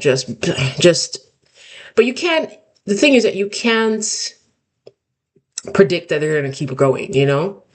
Because I could have aimed for the lows, but I'm like trying to be, we're in a range, so we don't need to make the lows. So I take what I can. I was able to get 2 micros out of that second trade. The day before was even clearer, juicy, beautiful. And I wasn't even trading those days. So now I am trying to get my trades going. All right, so let's push this to 10 o'clock because this is looking very rangy. And I mean, yes, London should be focusing on Asia high and lows, trying to get those puppies out. I've never actually tried to trade Asia. All right, so guys, we've taken the highs, we've taken the lows. Where are we going? Right now, I got nothing. We need to get out of here and then show some clarity. But guess what? If they take what I consider to be the TPs, then I think this is a little bit too, I should put that out a bit. If they take what is essentially my expected TPs, I'm just going to close out. There's no point because once they take the expected profit areas, the price action becomes less juicy after that. So Let's move this to 10:05. I do much prefer getting the trade in between 9:45 and 10:30. Exactly. The important news is you bagged a decent amount. 763.50 on the week is nothing to sneeze at based off of the way I trade. So I'd be perfectly happy to lock it in and just chill on this Friday, especially with this price action. You know, enjoy your gains and don't worry about the rest. I'll still look, but if it's not clean, because this is not clean. This is not clean. It's not clean. This was clean. Clear. We're in a space that made sense to me. Beautiful. Beautiful shift. Second shift. Beautiful entry. Zoom in on that one. This is the day before. Beautiful 5-minute shift. 5-minute entry at the body. You had to sit through a little bit of this BS. We had to deal with that. Then just lovely drops. Just lovely movement after that. Do we know that they're going to do that? No. But you set your take profits, you set what your rules are, and you just work with that. If nothing here, says I need to do anything, not a damn thing. Let's go to 10:15 because I am not. This is telling me I should go mad.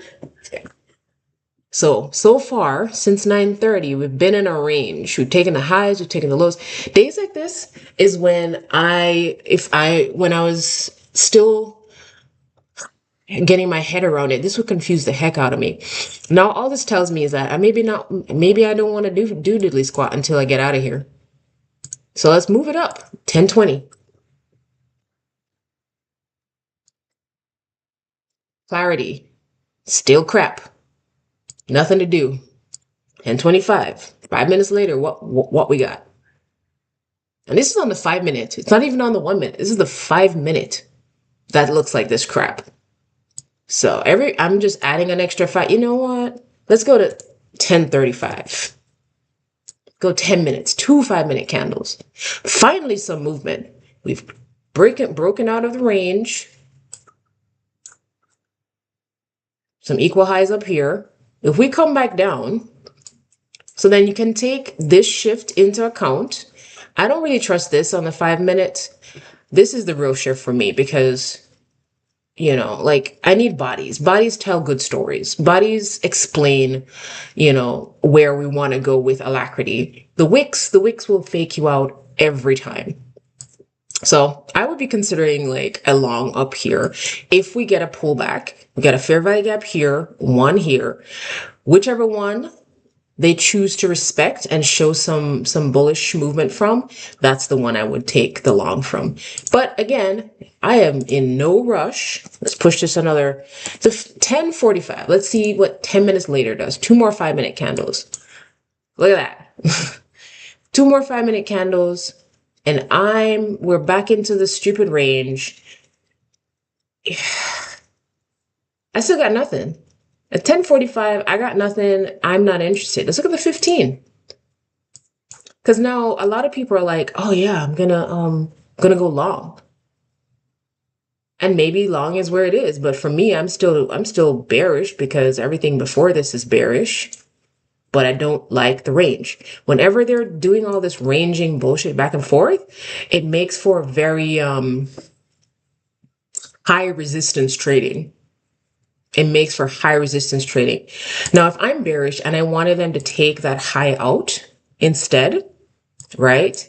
And then I would need they took it out nicely. 5-minute shift on that. Let's zoom in. Whoops, too far. Order block. 5-minute shift goes below here. We have a bullish order block they've busted through. They're forming a bearish one. If there's no entry by 11, I'm not taking any of this crap because we can just continue going sideways this whole time. And guess what? We haven't shifted properly for me. There's a sweep right here, but it's not really a good one. So there's 10 minutes for me to care about taking a trade on this Friday. 10 minutes. And look, we ran back up. So guess what? Are we going to drop below? We did not shift properly for me. So guess what? It's 11 o'clock. I ain't doing shit. I ain't doing shit. I'm gonna say thank you very much for my gains this week, and I'm gonna close the charts because you need clarity. We don't have it, and therefore we can't take anything. So, with that said, that would be the end of my trading day. I don't care if it goes up, if it drops excessively after this. I don't care.